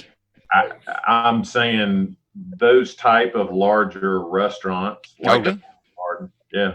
It's happened. I mean, maybe just address it when it happens. Okay. All right. Okay. Well, if I could say, I will tell you the most recent was My Pie across from down here on Dawson. They didn't understand the process, and they went into their 3 weeks of opening without a license. Isn't that right, Norman? That's correct. Yeah, that's the most recent one. Okay. That's surprising. Mayor, can I be recognized? Yes, ma'am. I will say that we have modified the process, and we brought it to this board to be approved, such that they have more time and they can apply before they close. They can apply before they build. We've changed the process, and you all have codified that to allow them to be able to know whether they have that approval before they invest a lot of money, because our previous process didn't allow for that. So from a process perspective, it is laid out for them to be able to do that. And what we have been doing through Ruth Maples and Paul Forgy and others, when they become aware that a business is coming online that's going to need it, we have encouraged them to follow the proper process to make sure they get their approvals early, from this board, so they don't run into a roadblock. But it sounds like on this one, we need to bring more information back to the next work session, which we will go ahead and do that. Okay, thank you. The next item under Public Works, Madam Clerk. East Broad Avenue sidewalk. Okay, Mr. Rowe, Mr. Maples, who's going to be making a presentation on this?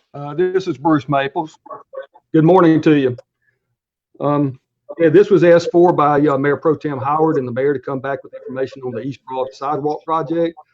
Back in October 2018, we were authorized by the City Commission to proceed with the design of East Broad sidewalk from East Street to South Street. Since that time, we have been asked to look at the other portions of the East Broad sidewalk, all the way from Broadway to Cordell Road, up Cordell Road to the main traffic signal intersection that goes into the East Walmart development over there. What we have provided is a copy of an overall drawing showing the different segments of the East Broad sidewalk, and then we have a cost estimate that shows different cost estimates for those segments. If you approved the bill grant earlier in the special call meeting, this was probably the main sidewalk portion that upped the cost estimate for the bill grant. So we'll be glad to answer any questions that you have.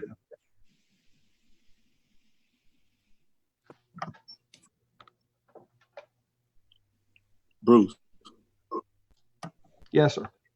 Can you hear me? Yes, sir. I can. But I see this is going to be done in segment, but can we start on the other end from the school and come back east? I mean, come back west? Sir, you know, we have the original segment, which is identified as section G. Those plans are about 95% complete. We've given comments back to the consultant that we engaged to design that section. They have informed us that they will have the right-of-way drawings back to us by the end of this week. We'll review those. So at the end of this week, we anticipate that we'll have the section that we were authorized to do, at least, you know, pretty close to being ready to go out for bids. Okay. I guess to answer your question is we stand ready to do whatever and whenever from instructions from you and the city manager pending funding. So, but this is part of the bill grant. So I guess the question is, you know, we can't proceed until we have appropriate funding to proceed on. So. What can we just go on and the part that was approved last year is just you said you will have the drawing back. Yes, sir. By the end of this week. Yes, sir. Okay. And then since it's gonna be it could be done in segment of it, but you don't know if the contract is going to do the whole thing, do we? If we don't get the bill grant? No, sir. We don't know how things will play out until we get the bill grant. Okay, but what was designed to do sidewalks doing this on Splice 7, and that was approximate.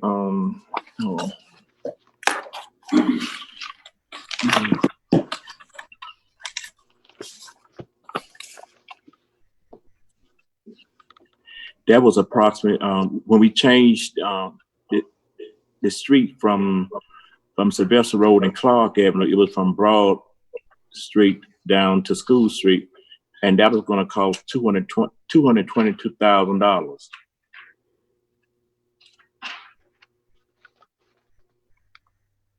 Are you there? Yes, sir. Yeah, I mean, it depends on which segments we've got cost estimates for various segments, so it just depends. We can adjust accordingly. Okay. And can I have those drawings? Can you email them to me when you get them back this week? Yes, sir. We'd be glad to. We may not be able to email them. We may have to give you a copy because you can meet with someone I can pick them up from you. Yes, sir. Okay. And that would be like phase 1, right? Yes, sir. Okay, and we'll also have a cost analysis there too, right? Yes, sir. Okay. That's it, Mayor. Commissioner Bowler? No, sir, no questions at this time. Commissioner Fletcher, No, sir, no questions. Thank you. Commissioner Warrington. Yep. Bruce, I got a couple of questions. So starting back towards downtown Albany, you're starting at Broad Street and you're going under the railroad track. Yes, sir. There's already a sidewalk there. Are you going to change that, make it different?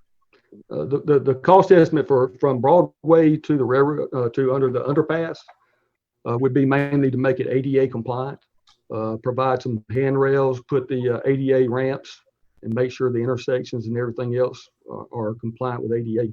So yeah, you're correct. That section does. That's why the cost estimate is so low.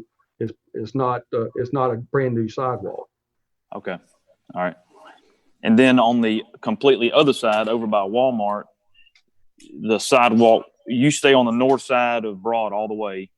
And then when you get to Clark, you stay on the north side. And do you connect to the sidewalk there at that, is that a plasma donation center there? We could. Well, I think we have just gotten to the traffic signal, the main traffic signal that goes into the East Albany Walmart shopping center. But we could go all the way up to Clark Avenue. So, but yeah, on Cordell Road, we'll stay on the west side or the northwest side of Cordell Road, and then we'll get to the traffic signal, and that'll be the main crossing point for Cordell Road. Yeah, and I'm sorry, I misspoke. I said Clark, but I meant Cordell. You're right.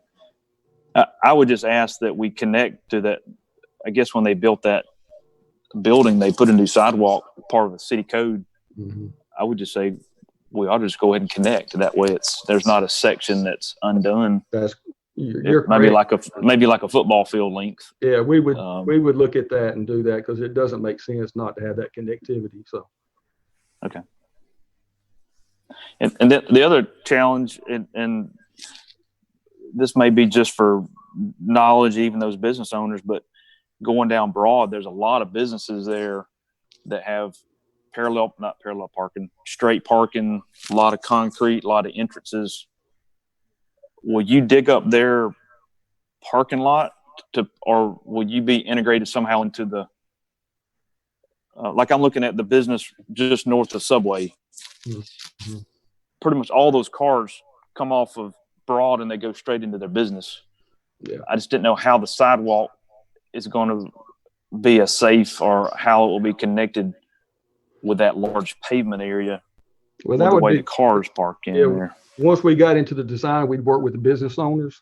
I agree with you from the safety standpoint. You even go back to the west on Broad Avenue. You've got a lot of places where the old drop tank. There was a bar that used to be there where the drop tank was way back when Turner Field and Naval Air Station was around. It was a bar, but they've got vast expanses of concrete where it was just one big driveway, not per se a defined driveway where you get in there. So we would have to, from the protection of the pedestrians, we would need to look at all those situations and try and determine if we could limit some access in there and protect the pedestrians' walks there. So that would be part of the design, but I agree with you. That would be something that we would need to look at throughout the length of the project. Okay, it's mainly that dense shopping area. I guess there's a Mexican restaurant there and another couple of commercial stores that all face Broad. Okay, thank you. Thanks, staff. No questions. Commissioner Young.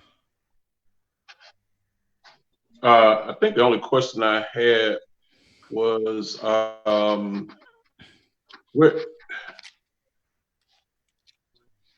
where this is that going to, are you going to somehow, I think the east side bus transfer point, is the sidewalk going to be embedded into that particular area as well? Integrated into that, I guess is the word. Is that the one is that at the shopping center? Yes. Uh-huh. Yeah. Right. there's a bus transfer point right there. Yeah, we would have to incorporate that in. Okay. I believe the bus transfer is on the south side of the road. The sidewalk will be on the north side. Yeah, but we'd have to make connectivity, so. Okay. I just heard you mention Subway. I know Subway is on the south side of the road, so that's what kind of made me think about that bus transfer place. So what do you mean in terms of connectivity? We would have to put a crosswalk in there just to, and possibly look at some kind of hawk signal or some other kind of flashing signal to protect the pedestrians crossing and get over to the sidewalk back and forth. Okay, all right. And was there any thought to putting some more sidewalks? There's no sidewalk there for that particular area on that side of the street where that bus transfer station is. Our thought process is limited only to how much funding we have. So if we can get enough funding, we'll do anything. Okay. That's it, Mayor. Thank you. My concern is that maybe we don't have a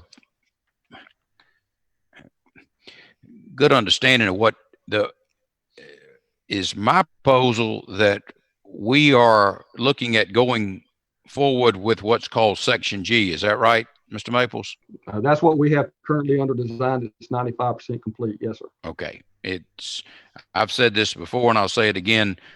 Having a sidewalk from Broadway out to, is that 5 or 6 points, Commissioner? 5 points needs to be a priority.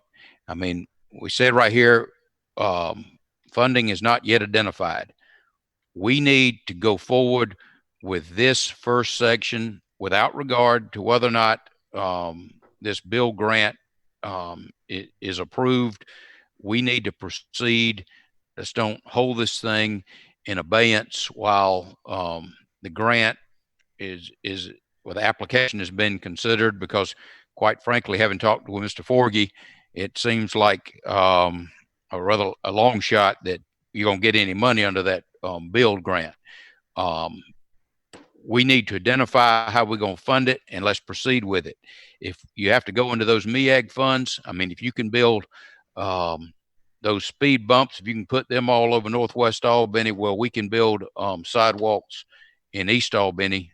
Those folks paid the same fee as everybody else. So let's get down to the brass tacks and find out how we're going to fund this thing, and let's go forward without delay. I'd like to see this thing completed in the fall, and folks in East Albany understand that this commission is looking after their interest as well as everybody else in town. That's what I have to say. And with that, we will proceed. The next two items we've already addressed. Isn't that correct? The matters under community and economic development. Yes, sir. Those items have already been addressed. Okay, so now we go to public administration and finance matters. The first has to do with the demolition budget amendment. Could you read that, Madam Clerk?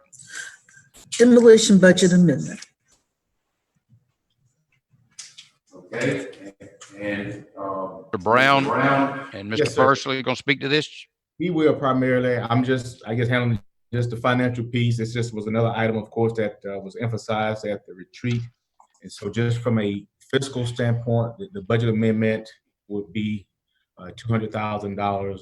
I think everyone received a copy of what that would entail, but I will allow Chief Pursley to speak to all the specifics. I'm just handling just the financial piece, the accounting side. Good morning, Chief. Good morning, Mayor, Commissioners.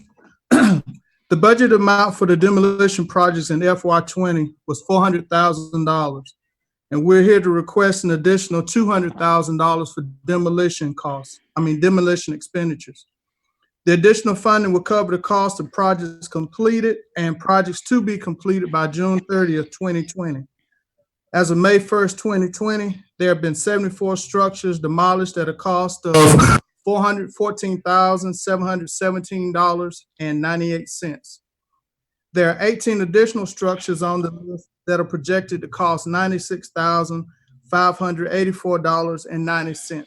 These are estimated costs to include asbestos survey and abatement for each property.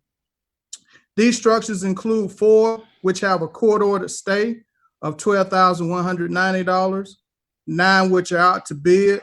The cost is $54,734.93, and 5 which are ready to be bid at $29,659.97. The total for projects completed and projects to be completed is estimated at $511,302.88.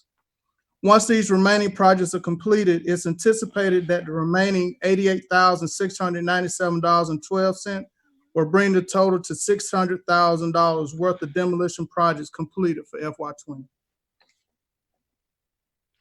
Thank you, Chief. Question, sir. Okay, Mayor Pro Tem, any questions for Chief personally or Mr. Brown?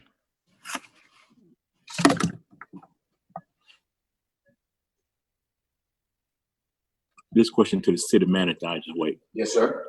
Okay. Ms. Subadan, Yes, sir.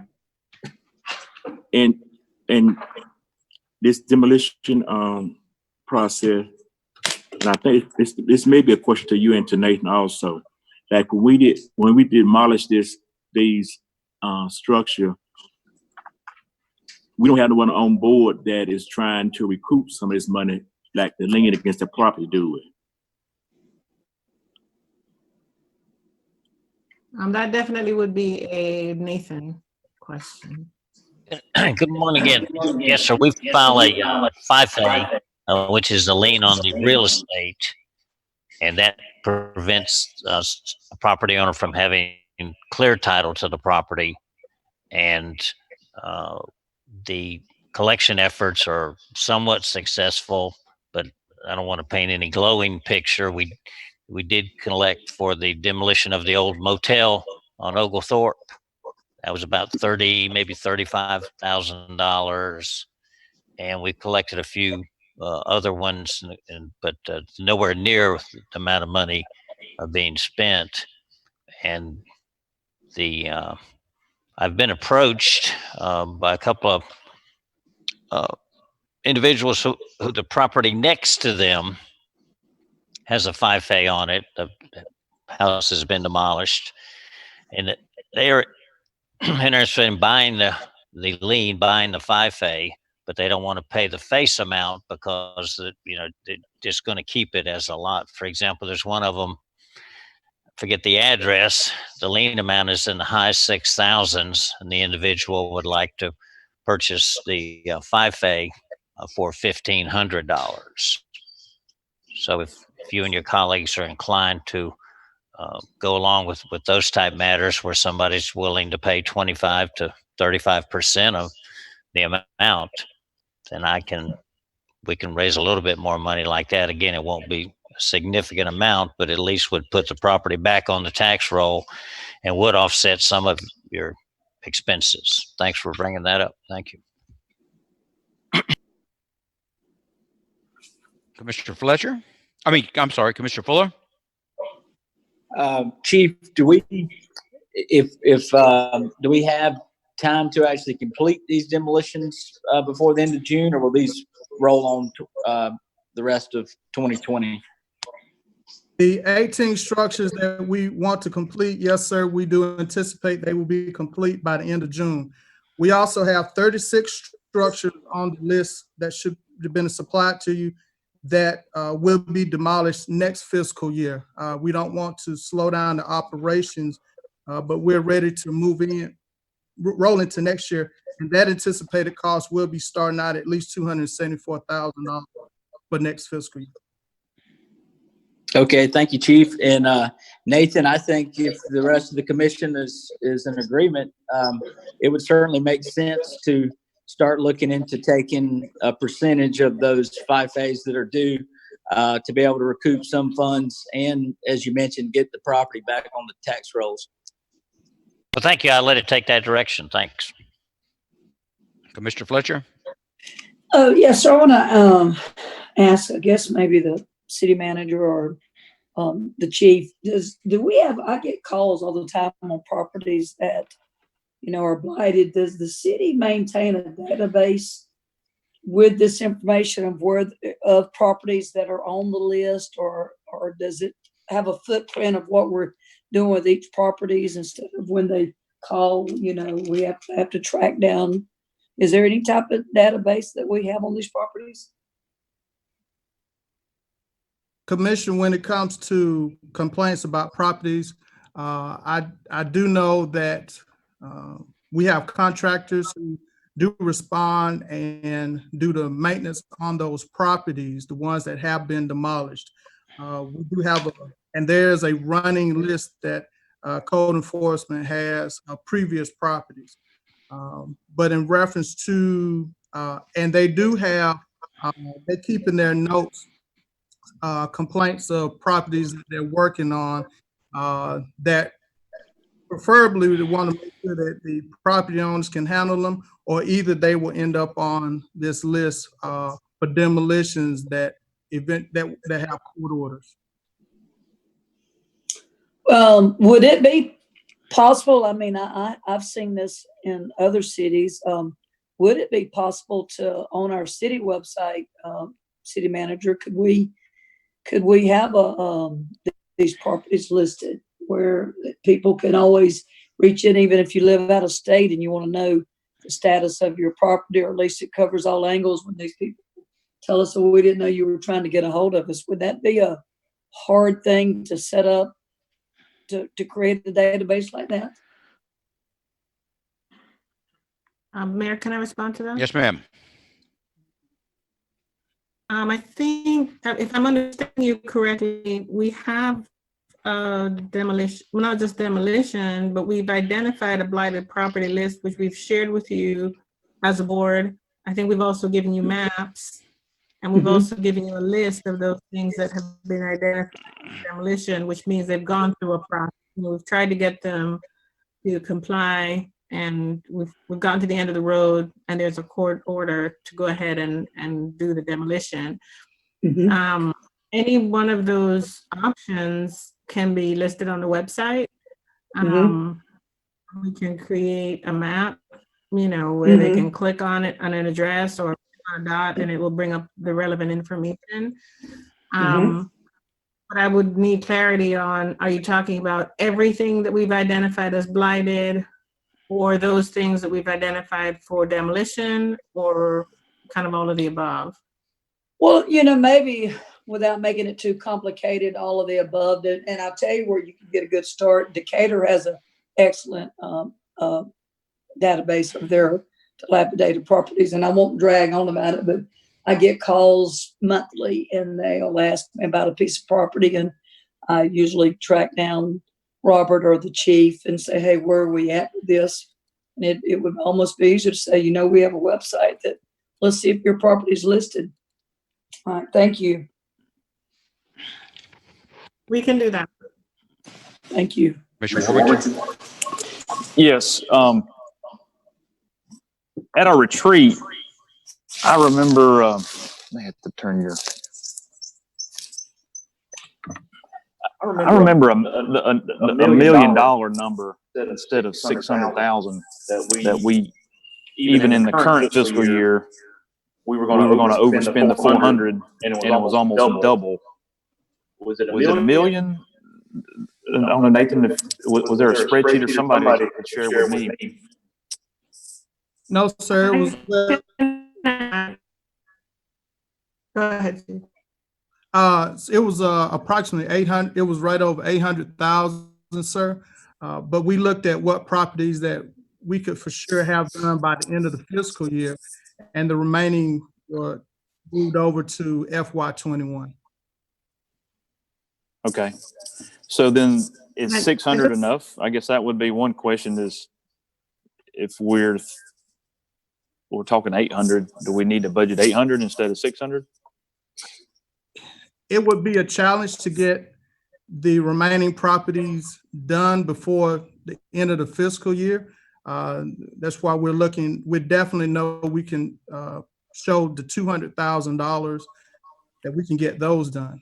Being that we requested an up the $1 million for next fiscal year when it comes to the demolition project, we want to make sure that we use the money wisely, that we will have a return on the investment. So we're ready to start off the next fiscal year with almost 300,000 in properties, but we definitely wanted to prove that we could get these 200,000 done before the end of the fiscal year. Okay. My input would be, that's great. Let's budget for 600. But I don't want a budget number to hold us back. I think this is such a critical issue in our community that if we could demo 800,000, I think there's 800,000 worth of property that need to be remedied. And so that would just be a conversation we could come back if needed. The other question is, so this money is demo money only. What about the process of securing, maybe the city making repairs? Is there another budget number for that? That I'm not aware of, sir, of us. We can secure properties, but as far as making repairs, that doesn't fall up under our purview. So I would have to defer. Well, I guess let me share the examples of where I'm coming from. I guess since taking office, I have been amazed at when I get complaints from citizens about a house, and you go out to the house and you're just like, oh my goodness, I cannot believe that this is sitting in this neighborhood. And then you start working with code enforcement, and the process takes so long. But in the process of it taking so long, the grass needs to be cut, the bushes need to be trimmed, the windows are wide open, the doors are wide open, and there's a lot of work that needs to be done to secure the premises and make it look respectable, so it's not bringing down the neighborhood until you get to the point of demo. There was one I just turned Robert on to 2 weeks ago. All 3 doors are wide open, cats living in it. It was unbelievable what this house looked like, and we're just getting started. It might be this way for 6 months, might just be the way for a year.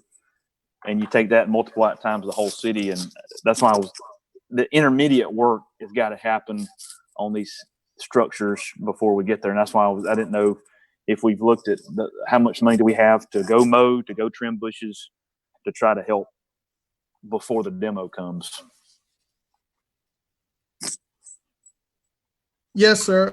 I do know our mowing. I don't have the exact numbers for our mowing contract. However, I will research that and get you an answer on this, sir. Commissioner Langstaff? No comments. Commissioner Young?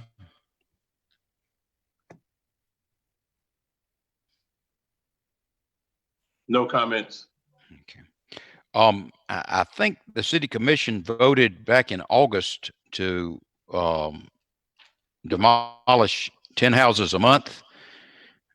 That seems quite suspicious of being a campaign ploy, but be that as it may, by my math, if you've demolished 74 this fiscal year and you're going to get 18 more houses down, 92. Is that what we're looking at, Chief?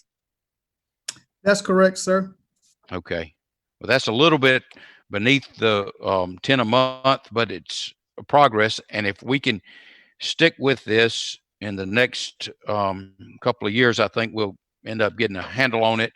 But with that, so at the next meeting, we'll be considering a request for an additional $200,000. That's what this issue is. Is that Yes, right? sir. Okay. And Ms. Subadan, so this money is going to come from the fund balance. That is correct. What is the fund balance, please, ma'am? It's considerable. I mean, I would have to get back to you specifically on the general fund balance. So can we get back to you on that, sir? Yes, ma'am. How many fund balances do you have? One for every fund. So it's several.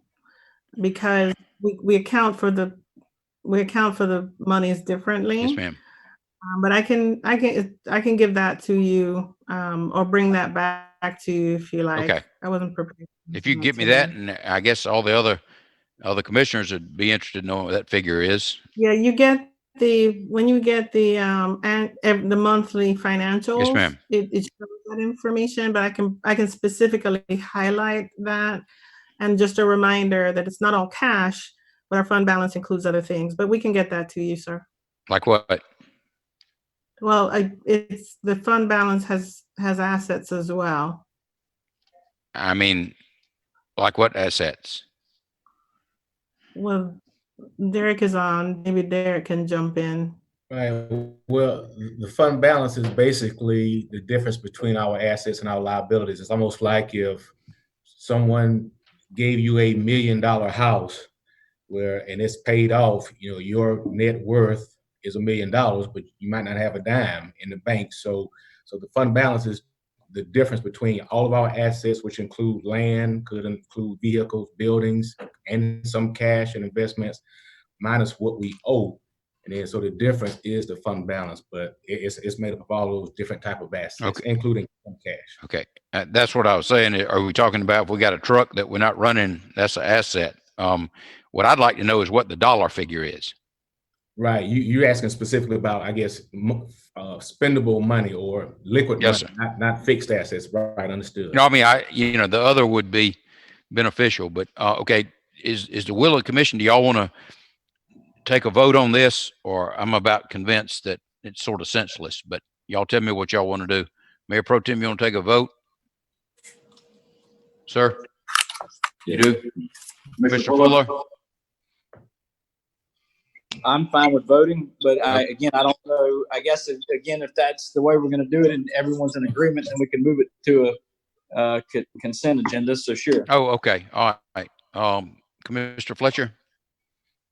Yes. Commissioner Warburton, you want to take a vote?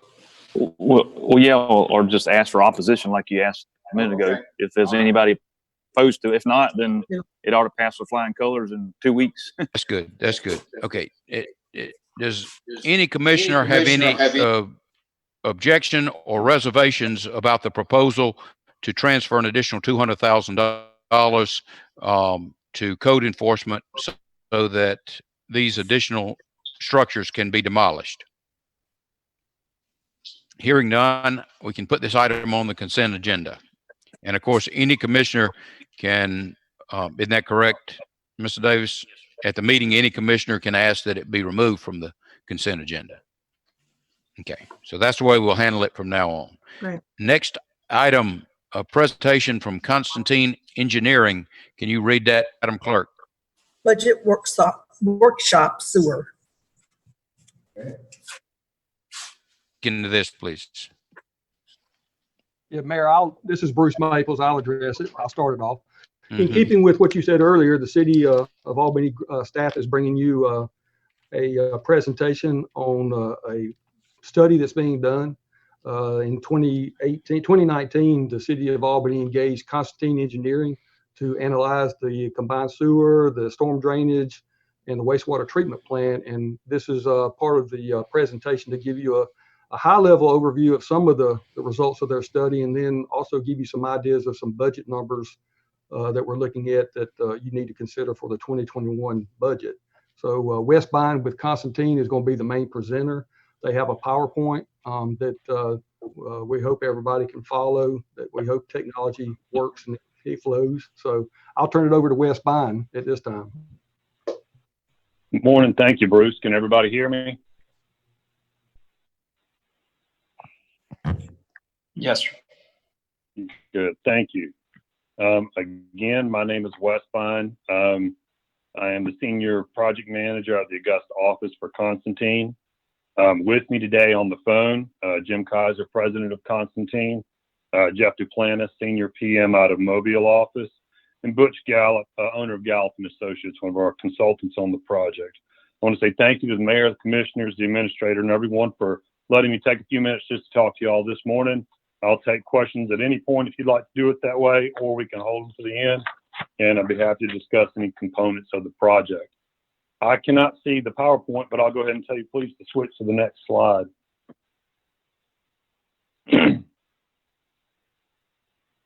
Okay. And this one, thank you. So we were tasked with finding a way to reduce or eliminate CSOs and reduce nuisance flooding in the system. As you're aware, some separation work was done in the 1990s, and about 40% of the system was separated, mostly in the core of the basin shown and a little bit to the southwest. The study basins that we looked at, 8th Avenue, 3rd, Booker, Lift Station 27, Highland and Whitney, Lift Station 25 in Mercer and East Broad, constitute the core of the downtown area on the western side of the Flint River, with a little bit on the eastern side. The flows generally go from west to east down towards the Flint, then they proceed south down the west side interceptor to the Joshua Street plant. This is about 5 square miles of drainage area, and the west side interceptor improvement projects in the plant, just to give you an idea of when all this was constructed, mid to late 1950s for the sewer pipeline and for the Joshua Street plant. Next slide, please. So this is a capital improvements program. This is the preliminary concepts we're bringing to y'all today so that y'all get exposure to them, think about what you see, what you like, and what you don't. And we're going to provide a staged upgrade approach. And the reason we're doing that is we want to start to make improvements that are visible and have an impact, but allow you to spread out the work over a 10 to 20-year period to make it manageable for manpower and for budgets. Next slide. The phased approach is broken down here in these 7 steps. We're going to propose a new CSO separation project that starts with a wastewater force main and a major pump station around the Lift Station 25 area or around the Civic Center. We're going to propose a new CSO treatment facility at the Joshua Street plant and at the 8th Avenue outfall. We're going to talk about some selected wastewater process improvements. We're going to just touch on future improvements for a placeholder that we kept in the project just to let you know that it's there. We're going to talk about upgrades to the existing wastewater pump stations, the separation program to the combined and sewer systems, and then a little bit longer term inflow and infiltration reduction program. All right, next slide, please. This is a very simple schematic showing the overall system. Typically, everybody's accustomed to seeing a map of Albany with the Flint running north to south down the middle. We wanted to lay this out with just the concepts, and so it's on its side, and north is to the left. So you see the Flint River and the main west side interceptor that was recently lined, and it shows the system being connected. We're showing in this area from around Lift Station 25 at around the Civic Center down to the Joshua Street plant. In here, there's a lot of information, but we're showing you in green the major pump stations, 25, 26, and 27, with the river stations that had some mechanical issues several years ago and which were upgraded. The takeaway from this slide is that there are 2 main lines draining this part of Albany. One is the west side interceptor, which is 42 inches and increases in size to a 54-inch line about halfway to the Joshua Street plant. There's an additional 54-inch gravity main that starts at about the same location and picks up pump station 11 and pump station 26 and takes it to the plant. They both have a combined capacity of around 100 million gallons a day. Next slide, please. Now, one of the first things we're proposing is to install a new 60-inch force main from pump station 25 to the plant. It's about 13,000 feet of 60-inch main and should double your available transfer capacity. We're proposing a new storm lift station at Lift Station 25. And our primary objective of this is to go ahead and centralize all of your CSO flows to the Joshua Street plant with the exception of the 8th Avenue basin. And the reason for that is because it's the most isolated. It's also the largest with the least amount of separation work. And as separation work continues up there, your flow rates are going to continue to increase until it gets completely separated. So we want to go ahead and propose 2 facilities for doing that. And we want to move all those flows to one location so that they're not spread out. It's at a location where there's already mechanical components. There's people that work there know how to deal with it. Next slide, please. Proposing a new CSO treatment facility at the Joshua Street plant. This is a little bit more. So storm flows are typically, obviously, more dilute than sanitary sewage. And for that, your primary treatment mechanism for this new facility is going to be screening and settling of the solids, the paper and the plastics that come through the combined storm and sanitary flows, and then a disinfection step and a dechlorination to remove that chlorine before it's disposed of. And the rationale for this is that you will take away the problems that you're seeing at the CSO locations by bringing that flow to one location and running it through this primary screening and disinfection during high flow events. Let's see, and again, these facilities, you centralize this in one location, and then you have your secondary program of doing CSO separation in the receiving system over time. It buys you time to figure out what your exact plan is going to be and how you're going to spend your resources during this time, and it allows you to do phased construction throughout the entire basin. And again, in the end, once you do complete separation and you start to turn your storm flows loose into the river, you have an alternative to continue to treat those storm flows if you want to remove plastics and debris. It's not part of a current MS4 permit, but in the long term, it might be. Next slide, please. Component 3, we're targeting specific improvements to the wastewater process side of the plant. I'm going to list some of those improvements, and if you have specific questions, Jim is our process expert, and he can take those towards the end of the conversation. We're looking at a new wastewater splitter box, influent headworks improvements, some improvements to the 1994 clarifiers that were installed, a clarifier addition, enhancing the aeration system that's currently in place, putting in a new chlorine contact basin, new effluent pump station, new biosolids handling equipment, and electrical upgrades. Now, that's a lot of stuff, but what that means is that there's just components to a wastewater plant. I know the last time we talked, we mentioned these things run 24 hours a day, 7 days a week, and they treat wastewater. It's corrosive and it's a bad environment. And this is just a program to systematically replace and upgrade components that ultimately need a little bit of attention. Next slide, please. Component 4 is a future improvements project, but is really just a placeholder we left here for future optimizations to increase performance, reliability, and redundancy in the event of future changes to your discharge limits. We talked to different state regulators all around the state and about what they see coming, and so we just put this in as a placeholder if nutrients were ever to arrive. Next slide, please. So we've got some improvements and upgrades to the existing wastewater pump stations, and this is really focused around improvements and maintenance on the existing stations. Obviously, the new Lift Station 25 storm station. We want to add some additional pumping capacity at Lift Station 27, which is at Riverview Cemetery. And we want to add some performance improvements at 11, 22, and 26, which are shown on your schematic. Those are going to include pump upgrades, piping replacements in the yard, electrical backup, security fence upgrades, and ventilation system upgrades. So this is all part of a longer-term capital plan. Obviously, all the stations have recently been improved. As we continue to move, as we develop the CSO program and move flows around the different stations and start to do different things with them, we want to make sure that they continue to be able to function at the highest efficiency and the right capacity for the flows that they're seeing enter them. Next slide, please.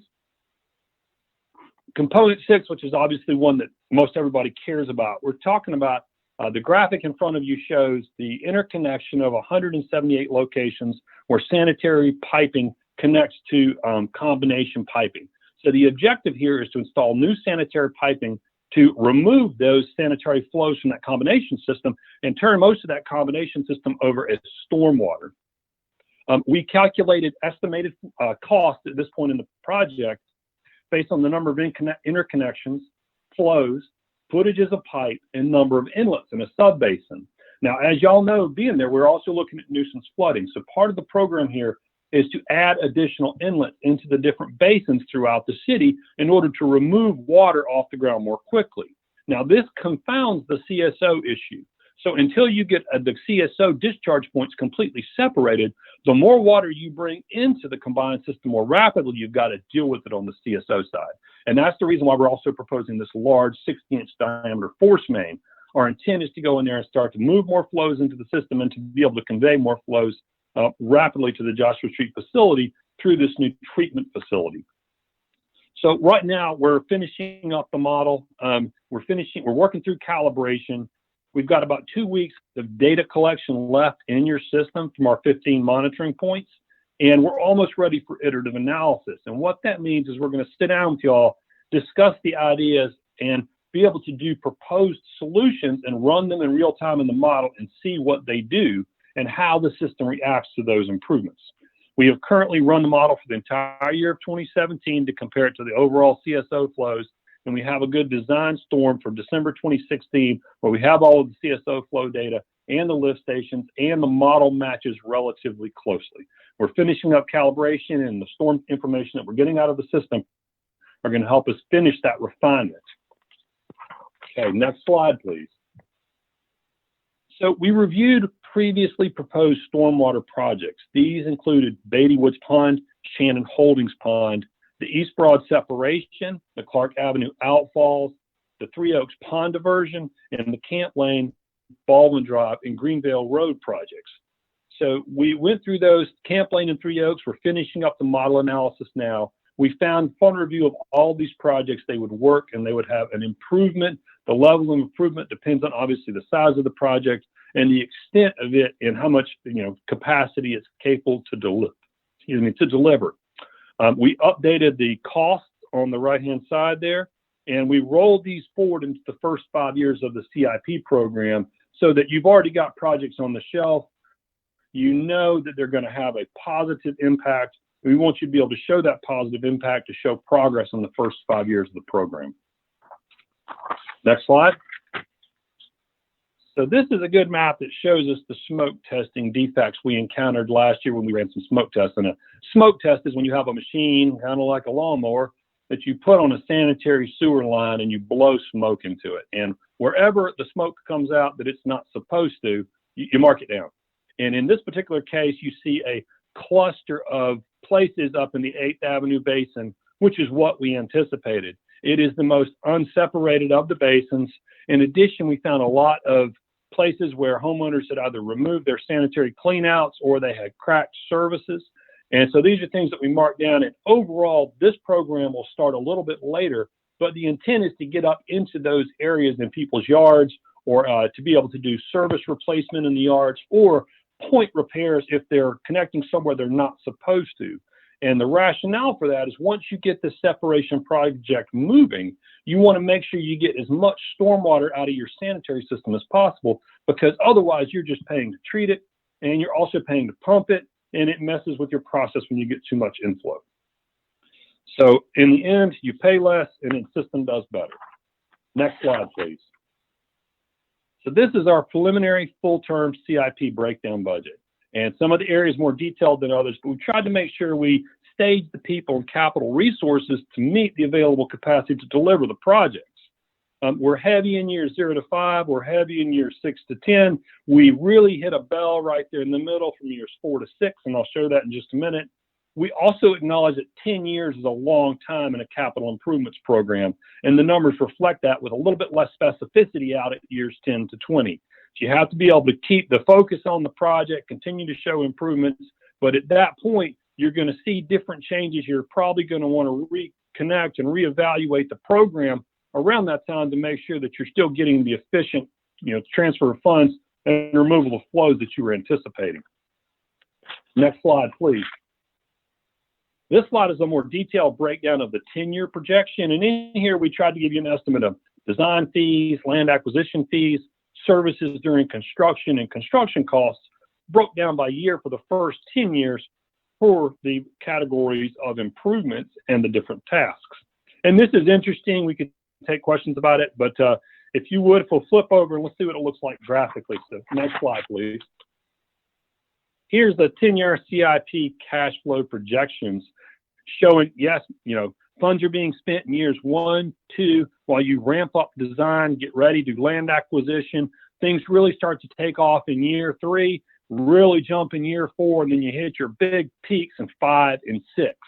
And so these are your stormwater projects getting done, your new force main, your CSO facilities, and then the separation projects really start.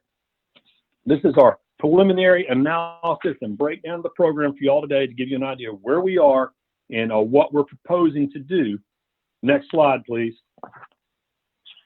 And I'll be happy to take any questions now. Pro Tem.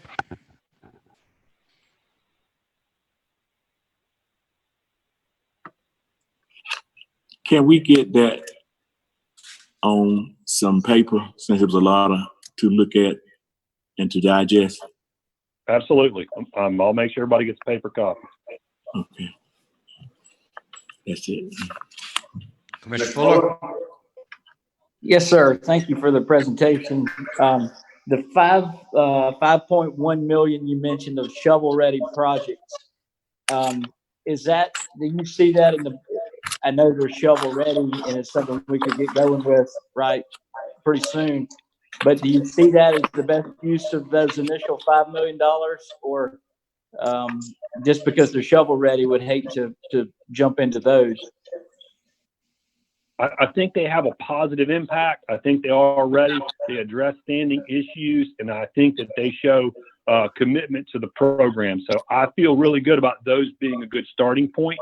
I see them, again, having a positive impact and making a difference. And because they're already there, you've got some land acquisition, you've got some permitting that has to be done. But by and large, you're going to show commitment and be ready to go out the door doing it.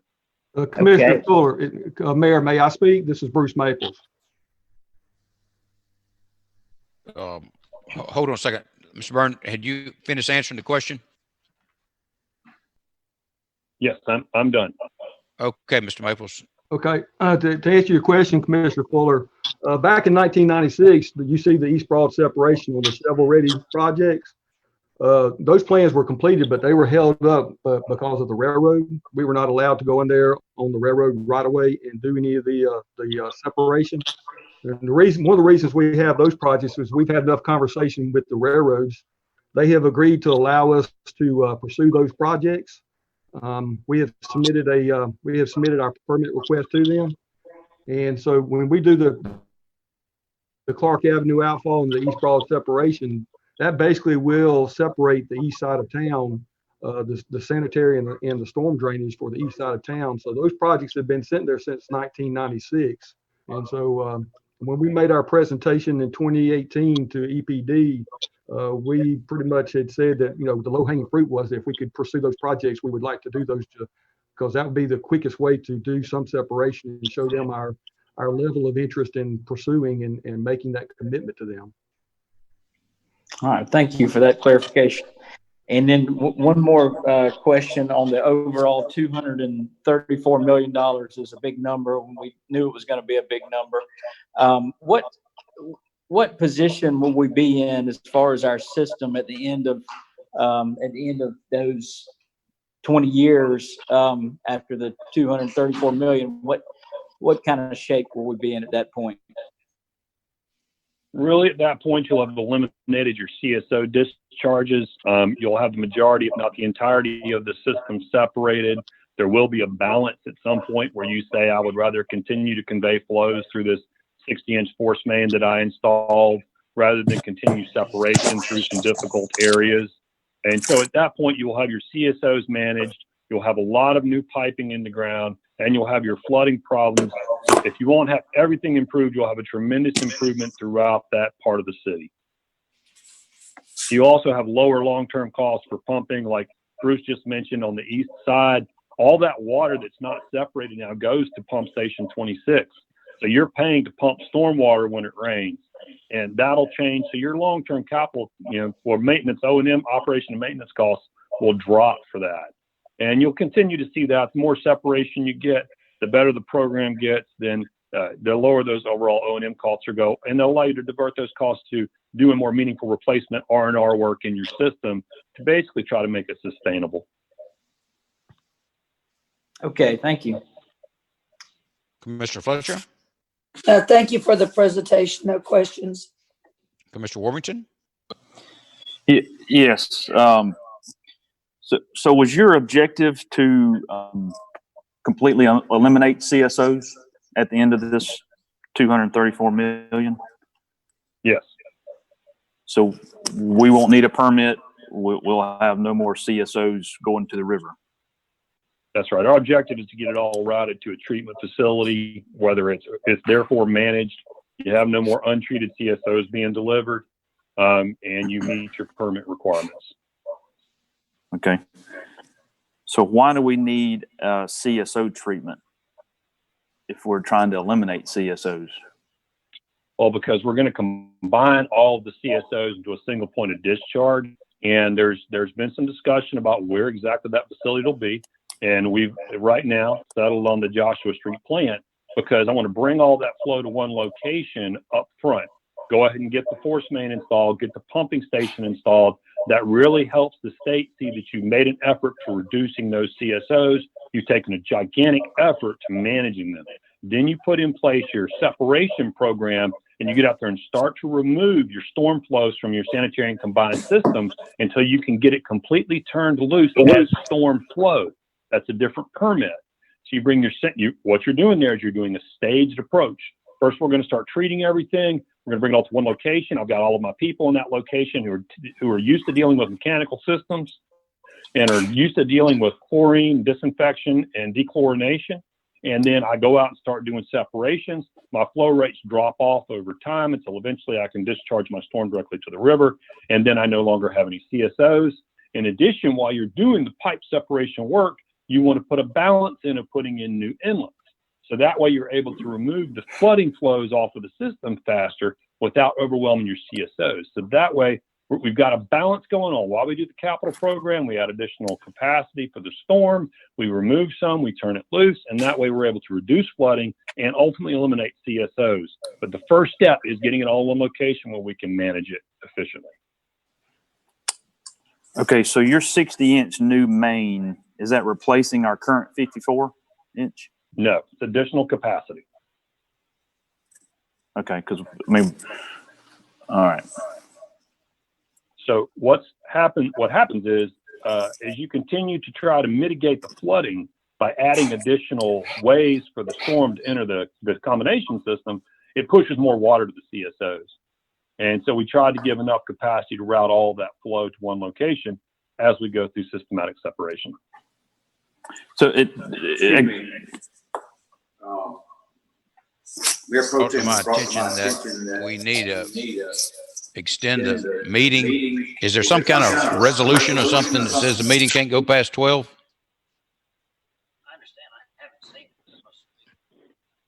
Okay, we need to get rid of that. But for the time being, do I have a motion to extend the meeting beyond 12 p.m.? Yeah. Second? Second. Okay. Any discussion? Okay. Mayor Pro Tem? Commissioner Fuller? Yes. Commissioner Fletcher? Yes. Commissioner Warburton? Yes. Commissioner Langstaff? Yes. Commissioner Young? Yes. Mayor votes yes. I'd like to know what if there's a resolution or ordinance or whatever this is about 12 o'clock. I mean, I frankly don't see the reason for it, but go ahead. Yeah, just two more things. Maybe, Wes, you and I can have some conversations offline.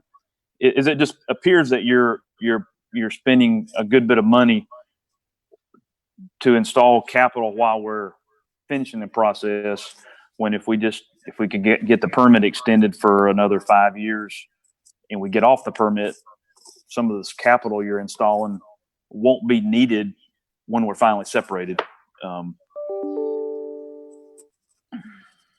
So to a point, there's a question of a balance. And the other piece of this also, this allows us to move water through the system at the 100-year flood elevation. So under high flow events, the lift station and the discharge of the CSO facility will allow us to drain more water out of the system, and we're actually pumping it up through the new CSO facility. And so it allows the system it improves the flooding capacity from that standpoint and allows us to move water under high flow events. It's a secondary consideration. There's a lot of pieces in here, and I'd be happy to sit down and talk to you about it and kind of break it down piece by piece. I think what we're trying to show is to the state what is something that's immediately accessible. What is something, and we know that pipelines are immediately accessible. We know that once we start to get into the complete separation program, there's going to be a lot of unknowns and a lot of additional costs. And so what we're saying is ultimately you're going to have to mitigate and balance how much separation you're willing to do versus how much you're willing to continue to treat. And that's what we're trying to get to. And right now, we are a little bit early on the cusp of this, but we're bringing you what we're thinking and what we're seeing so we can bounce these ideas around. And like I said, the model, we'll be able to bring it down in a couple of weeks, sit down with everybody and run different scenarios and make a case for different things. And if we say, hey, they can turn it right or turn it left and do something different with it, then we'll amend it. Okay. One other input. I know y'all did a public hearing. I guess it was the end of last year or something. One of my feedbacks to you as a citizen was to stop using the term nuisance flooding. Now, as a commissioner, I would like to ask you that term, when I communicate that word to my constituents, those areas actually have devastating flooding. It damages people's property, and it's not a nuisance.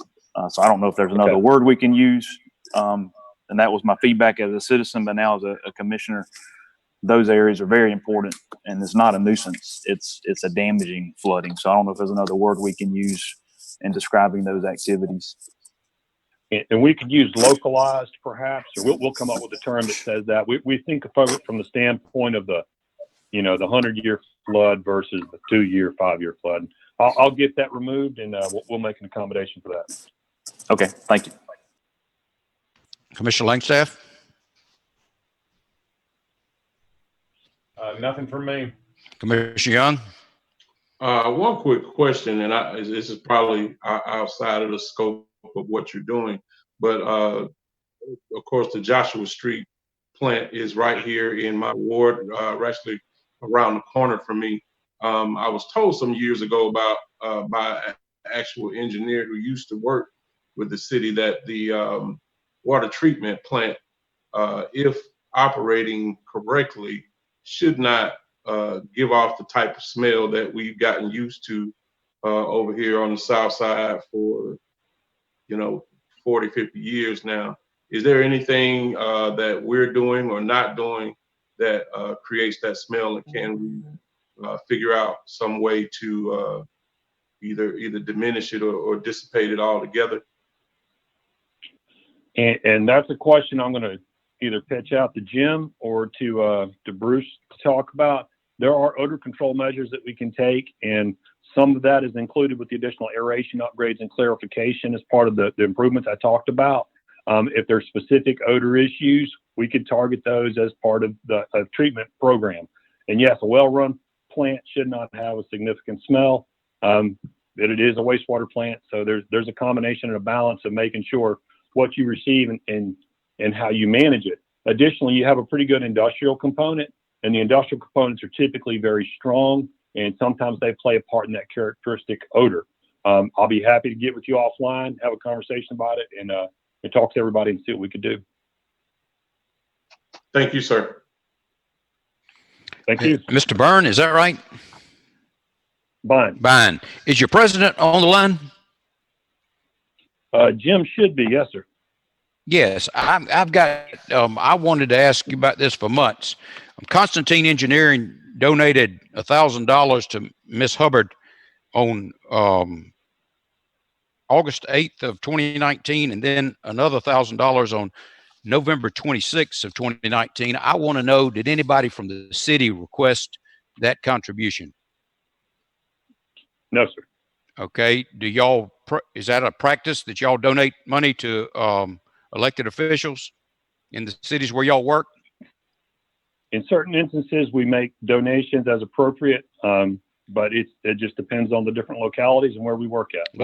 There were no directly requested contributions. Well, I mean, what's kind of suspicious about this is y'all made the same donation on the same day of $1,000 that ESG made. That's on August 8th of 2019. And that's why I have some concerns about it. But you're representing to me that nobody on the city made a request for these funds. That's correct, sir. Did you talk to anybody at ESG about the contribution? I did not. No, sir. Did anybody with Constantine talk about the ESG about the contribution? Not to my knowledge, but I'll be happy to dig into that and find out. I would appreciate it. And I also would like an explanation. You use the word, you make a donation when it's appropriate. Can you tell me determine what is appropriate or inappropriate about making a contribution to an elected official when you have an ongoing business relationship with that municipality? Yes, sir. typically if they, their interests align with the programs, and overall it's a philosophical thing. So I will, I'll get back to you and find out what specifically spawned that contribution, and I will give you some information. Okay, and you certainly didn't talk to me about whether or not philosophically I was at odds with what Constantine has been retained to do. Did you? No, sir. Okay. All right. Now, I was at a presentation, Mr. Byrne, and there was a discussion about, I think the term is green screen, where you implement some type of something to remove most of the chemicals and plastics from the stormwater. What is that? What's the proper term there? We probably said pre-screening. Pre-screening. Yes. Okay. Has any allocation for that pre-screening technology been included in your calculations here? We haven't specifically in this one. We've talked about it with your staff because they had specific locations they wanted to put some screening facilities in. And in a couple of our meetings, we kicked those ideas around. Typically, depending on where they are in the system, where they're part of the different lift stations, whether you've got some individual screening facilities that are out there along the West Side Interceptor Main. So you've got some places like that. But what you run into is they're several $100,000 a piece, plus you have the equipment to clean those screens. And so they require ongoing maintenance. And when you move those facilities out into the system, somebody has to go around and check on them, make sure they're not backing up. And so that's part of it. We've had a conversation, but we haven't said, specifically that is a solution and we're going to put it here. Well, I mean, the Flint River Keepers, as you know, they had some proposal about making the city, I think, fully immersible is their term, where you can is safe to swim and fish.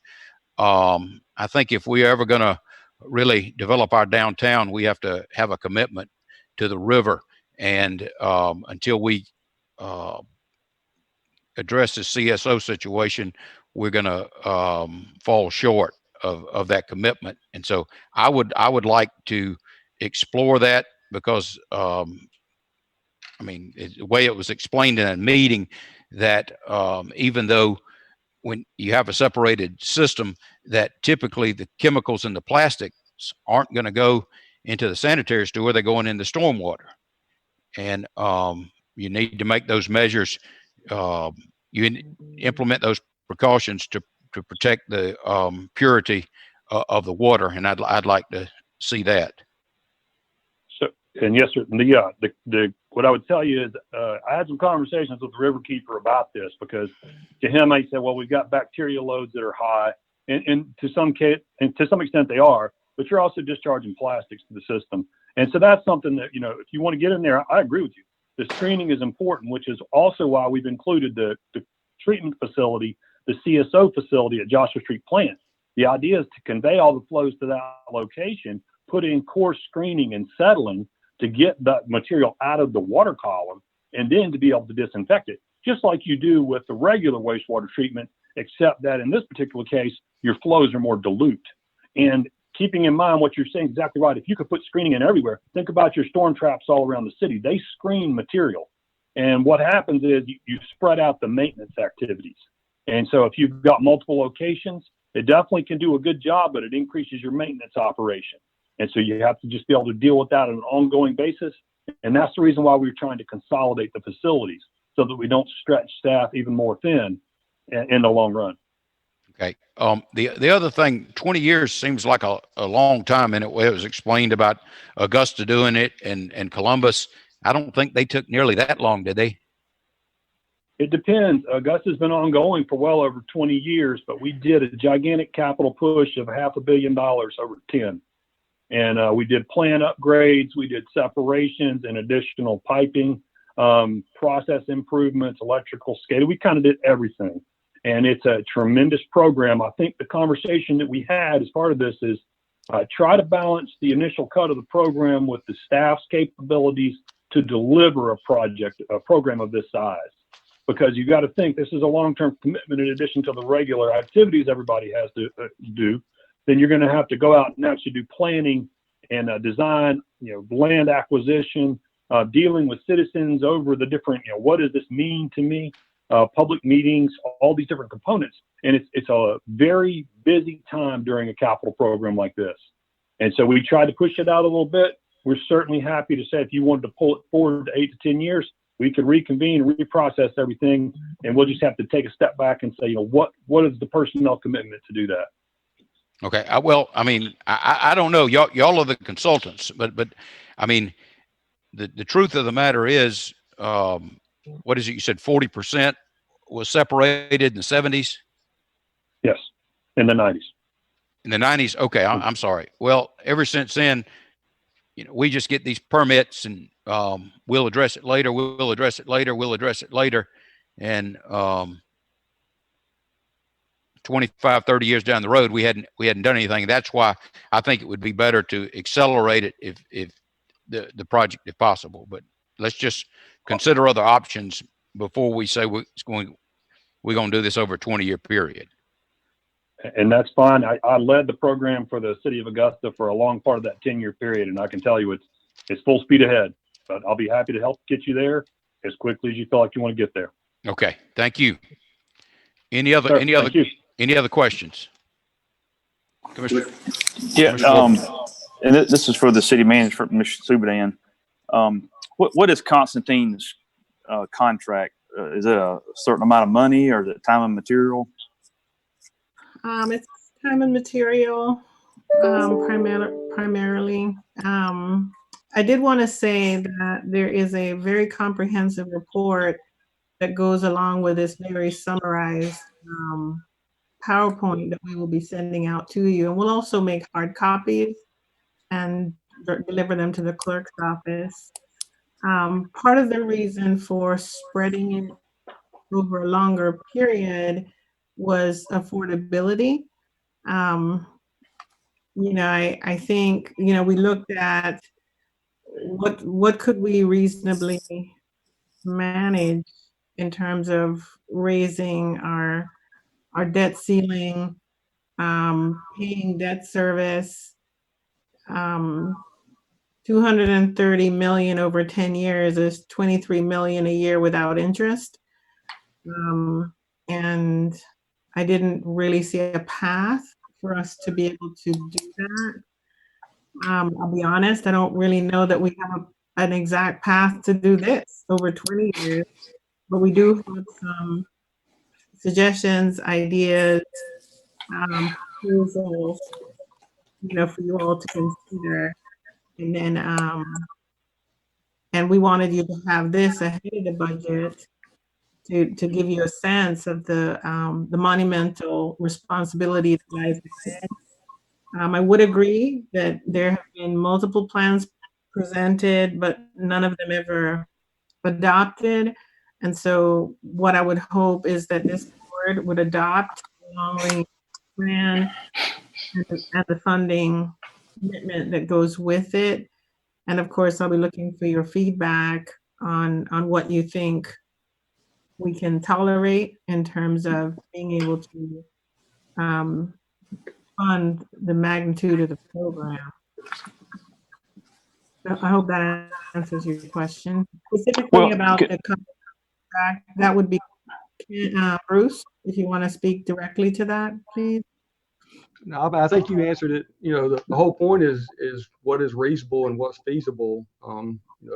It's like everything else. It's where's the funding coming from? We can expedite and do whatever, but it's whatever is the debt capacity and what we can actually achieve. The biggest problem is a lot of these areas are going to be in the older parts of town, and I think Wes hit on it that the actual design is going to be tough. You're going to be tearing up a lot of streets, a lot of yards to make the separation. So you got to move a lot of utilities that are associated with it, and that also jumps the cost up. We went through it in the 90s. When we did the separation and got to 40% separation in the 90s.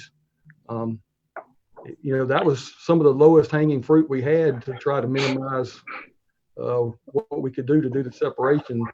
And if it was easy, it would have already been done. And so a lot of this that we're talking about, the 8th Avenue Basin, the 3rd Avenue Basin, and everything is not cheap and it's not easy. So that's why we are where we are. Because I think if we could have done it, we would have done it 25 years ago. But the time there was no funding mechanism, that we bonded out and got it funded to do whatever we could do at the time, and it met the requirements for the EPD. It got us our permits. I understand what the mayor is saying about continuing to get the permits, but we have satisfied the permit requirements. But that's not where we want to be. We want to continue to do and meet the requirements of our constituents, and ultimately get to the point where we do the separation and ultimately have complete separation. But this thing's been since, you see behind me, it's got 1885 map behind me. That's not there just for a joke. It's there because we've been dealing with the sewer system since the 1900s.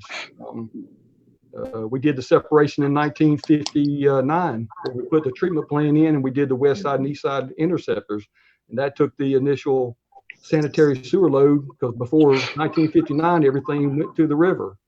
So it's been a process, but it's still a long process. It's a very expensive process to continue to reach the goal that we talked about. Yes. So my question was, what is Constantine's contract right now? How much is it? Is it not to exceed a certain amount?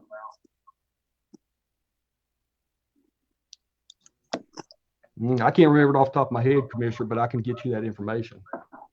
And the only reason I ask is, I guess at some point, somebody's got to carry us through these 20 years. And I guess Constantine has been contracted to come in and do their inspections, to give us recommendations. And just like opinions and just like legal opinions, that there may be 3 or 4 other engineering opinions out there that might could save us less money, do it faster. I'm not sure. I was just trying to wonder with Constantine is at what point are they finished? We get their recommendation, and then we decide as a commission what's next. Are we 2 months away, 3 months away? Have they spent half of the original contract? I think to answer your question, we prepared a scope, and they're narrowing down on the on finalizing everything that was in that scope. We can get you a copy of the contract and what it has cost us. And so how we proceed phase would be up to this board. Both what gets done and how it gets done and who manages it, all of that would be inside of the scope of this body. May I address what he just said? Yes, sir. Okay. Yeah, they have a certain scope that they're getting it to a point, like he said, they are preparing a model of our sewer system. They are trying to calibrate that model, and based on that calibration, and they will come back to city staff. City staff will get with them, and we'll go through iterations about what we understand the system actually does and what their model is showing. Once they get finished and we go through that and we vet that and have more discussions, at that point, they will be with the model and with city staff's input, and also talking to other groups. They've been in constant contact with the Flint River Keepers, keeping them apprised of what's going on and what we're looking at. Then we would come up with the final document that says this is what our recommendation is to the city commission as far as how to proceed on.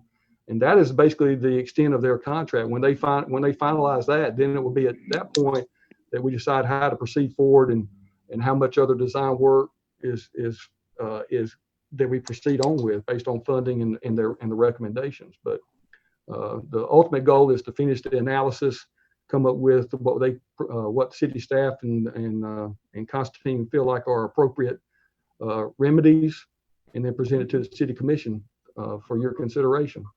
Well, what the city manager just said is we got to decide what gets done, how it gets done, when it gets done. All that's going to be contingent on funding, I understand. But I recognize the public, there's going to be some increase in fees if we're going to do this. I think the bond on the water treatment plant has been paid off or is about to be paid off. Is that correct, Madam City Manager?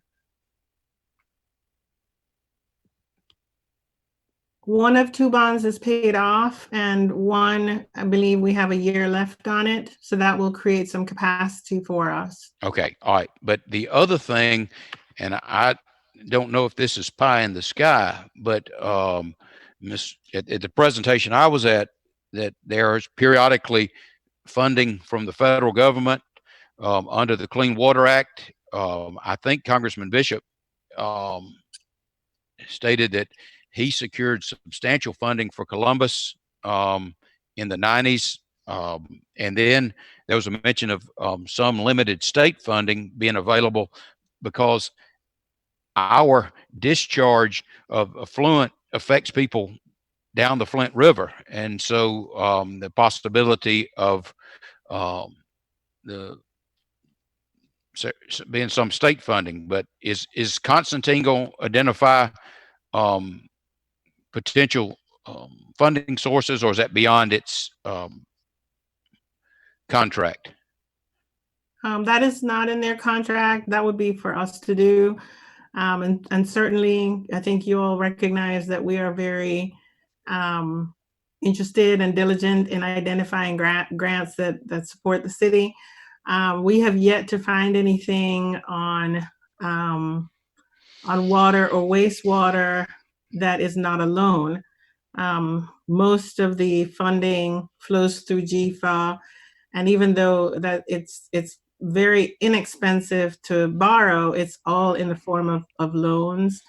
We were hoping that there would be, and we have advocated for adding water and wastewater to, infrastructure projects at the federal level, as has everybody, who has these challenges. We've been watching even the potable water issues with Flint, Michigan, to see if there would be funding for wastewater attached to some of the improvements, and have yet to identify anything. But it certainly is an advocacy issue, and this is not an issue that's restricted to Albany.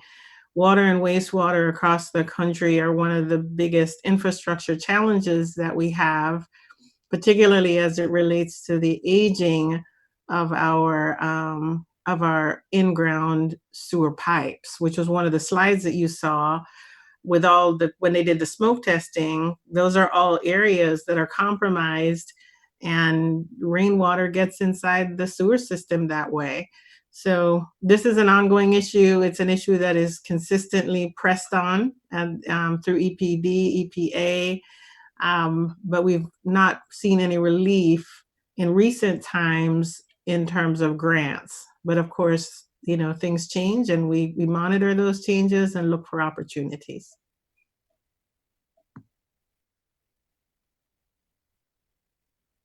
This is one of the most important issues we've addressed this year. And in view of that fact, I just want to go through give everybody a chance to make sure they've asked whatever questions they have, expressed any concerns. Mayor Pro Tem?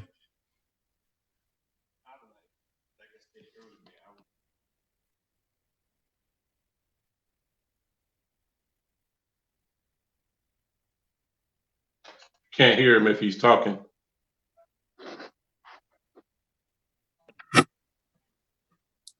There you go. Good. Can you hear me now? Yes. Yeah. I would like to have a copy of, if I can, digest and go through it, and then if they can come back some other time, we can have a discussion, because it was a lot of material in a short time to digest it. Oh yeah, I agree, and I think that's understood. It would have been beneficial if we would have had this before, and so certainly, I think, and the city manager has explained that we'd receive the handout, but also the much more detailed plan. So, anything else, Mayor Pro Tem? Commissioner Fuller? I have no other questions at this time. Okay, thank you. Commissioner Fletcher? Commissioner Fletcher? Commissioner Warmington? Yeah, the only input I would say is, in my opinion, CSO elimination is the number one priority of all of this. And I don't know what I would like to even kind of see as a option one, option two, option three is how quickly can we cut off the CSOs? It's one thing to build a whole house and build a whole system, and in 20 years, but ultimately we're at risk at any moment of our permit not getting renewed, whatever the time frame of the permits are.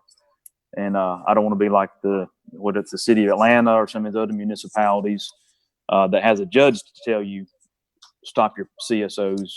I would rather have a pure focus on how quick can we stop the CSOs, and maybe less money, maybe and maybe get to it quicker. So that's the only input I would give from the presentation. Is certainly that was an exhaustive presentation, but you kind of got to start prioritizing what's priority one, what's priority three. Priority one, in my opinion, is CSO elimination. Commissioner Langstaff? Nothing from me. Commissioner Young? I'm good. Okay. I would concur with Commissioner Warmington. I think our primary objective needs to be complete separation, and obviously Constantine's going to help us with some proposals on how we can make our system more efficient. But that is my priority, getting done what probably should have been done in the 1990s. But with that, we appreciate your appearance. Okay, now that concludes the agenda. Anything else from staff? Okay, can we have items for the next agenda, Mayor Pro Tem?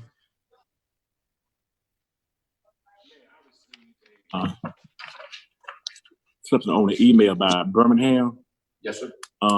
City orders. Did you receive? You received it? Yes, sir. So are we going to incorporate it or what? Well, we'll get an opinion from the city attorney. I don't know if the most recent executive order prohibits cities or counties from taking action, which is inconsistent with whatever the governor's order is, but certainly we could consider that, but we need to understand that what the specific terms of the governor's executive order are. So could we get that, Mr. Davis? Yes, I sure will. I bet they're still in effect. And for example, the criminal penalties in that Alabama ordinance would be inconsistent with what I originally saw the governor. Okay, I think Commissioner Howard is his concern is we've asked people for the better part of a month to wear masks, and a lot of people aren't complying. Can we as a city, and correct me if I'm wrong, can we as a city require our citizens to wear a mask? There's a gentleman right there doesn't have a mask on. A lady doesn't have a mask on. So whether we can take that action, and I'd be sort of reluctant to take issue that would violate the governor's executive order unless we see a spike, in which event I think it would be irresponsible not to take that action. But certainly let's get an answer. Anything else, Commissioner Howard? On weekend, that shelter in place and that 10 individuals congregating, they are doing it at parks on weekend. I mean, they, in the city and the county, it just inundated with young folks in the park, playing basketball or whatever, just congregating in parks. And the sad part about it is that, they can come back home and infect family members, sister, brother, girlfriend, boyfriend, whatever. So we need to make sure our law enforcement enforce that. Chief Persley, I don't know if he's still online. Yesterday at the task force meeting, he said that was a problem last weekend, but it wasn't surprising insofar as how long the shelter-in-place ordinance has been in effect, and also the good weather we had last weekend. But we will make sure. Is there anything else, Mayor Pro Tem? Commissioner Fuller? No, sir. Commissioner Fletcher? Commissioner Warmington? No. Langstaff? No. Commissioner Young?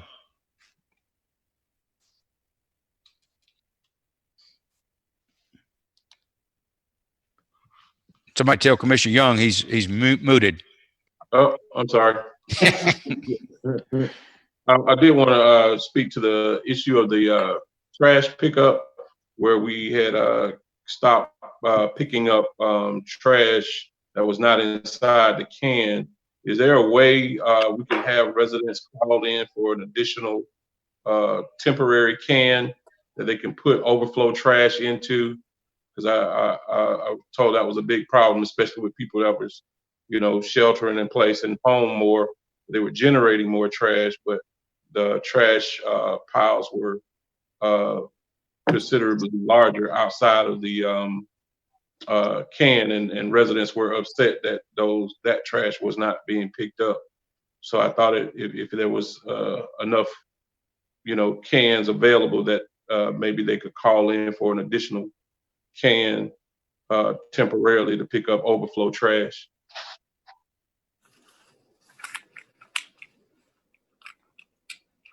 You want me to respond to that? Or- Yes, ma'am. Yeah, to the extent that we have cans available, certainly we'll make that available. And if the items are put in, if they don't have a city can, if they are put in a can, we will commit to picking them up.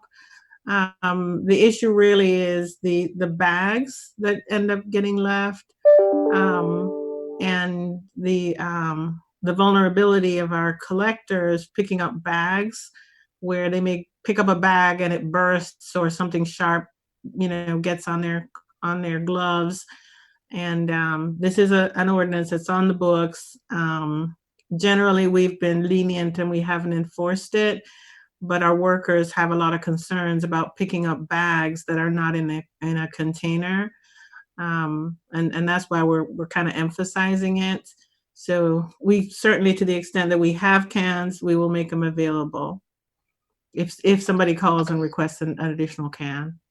Okay, so let me understand you. If they have it in any can, like if they had their own personal trash can, that they would get that can and conceivably dump it as well, as long as it's in a hard can, not in a soft plastic. For this period, we're making that accommodation. Yes. Okay, thank you. Maybe that needs to go out over, public information as well. So, because I think there were some comments on the actual post that some people were unhappy, right, that all the trash wasn't being picked up. Right. But that's it. Comment on that? I just don't want there to be any confusion. I'm not sure the third party provider that picks up on this side of town is willing to pick up out of a can that's not one of theirs. It's different for the garbage that the city is picking up itself. I'm sure we can do whatever, but I don't know that the third party provider will go along with that. Well, if the third party provider is picking up trash that's outside the can, it's not a problem. I assume they're doing that on your side of town, but the city is not. It's a problem in my ward. A lot of people are cleaning out, doing spring cleaning and leaving it by the can, and then it's just left there because they're refusing to pick up anything that's not in the can unless somebody pays for the second can, their special can. And I think part of the issue is the employees are worried about touching anything that's other than the can, because they just roll it up to the truck and then the truck lifts the can and dumps it. I guess before we go telling the whole city they can do, we need to make sure with third party provider. Yes, sir. We will do that. All right. Thank you. If we can get a pencil out, I have several items. First, the issue of constructing like that lobby structure at Henderson and Bill Miller. I think that is something we need to do because it gives you an opportunity to monitor and regulate who comes in and out of the center. Because at Henderson and Bill Miller, anybody can just walk in, and that is a vast improvement. And I think we need to make that an addition. The recycling center, I think we did an abysmal job in Albany with recycling. It was closed on Saturday. That's not a good look, particularly at this time. So let's make sure the recycling center is open at the designated times. And I would like an update on where we are with the RFP for somebody to look at Carver Park. I've asked for the request for proposals for legislative consultants on the state and national level. The commission needs to make that decision. We got 3 new members, and we need to be involved in making that choice. I would like an update. There was a HUD allocation, Ms. Subhanan, of about $35 million. Albany was one of the 3 cities following the 2017. And I think those monies would be spent over in the 31705 area code. I think Mr. Fuller and Commissioner Young and Commissioner Howard, everybody needs an update on it, but we need some explanation about when that money's coming and how staff would recommend it be spent. Also, I want to get back. I've asked for a study on healthcare costs here in Albany and Dougherty County. I want to know if we made any progress on that. If I need to do it myself, somebody needs to let me know, and I can probably do it. The study for the police department, and also, it was my understanding that I was going to get the information from the recreation department. If I'd like to know when I might could expect that. We have all that. Yeah, somebody is taking notes. Many of those items are in the works. Okay. And so we'll give you an update today on the status and or provide the information. Okay. I'm not trying to rush anybody. I just, when we mention it and we don't hear anything else for it in 2 months, I'm kind of thinking that it might be forgotten. And It's not forgotten, sir. okay, I appreciate that. Any other business? With that, we'll be adjourned. Thank you.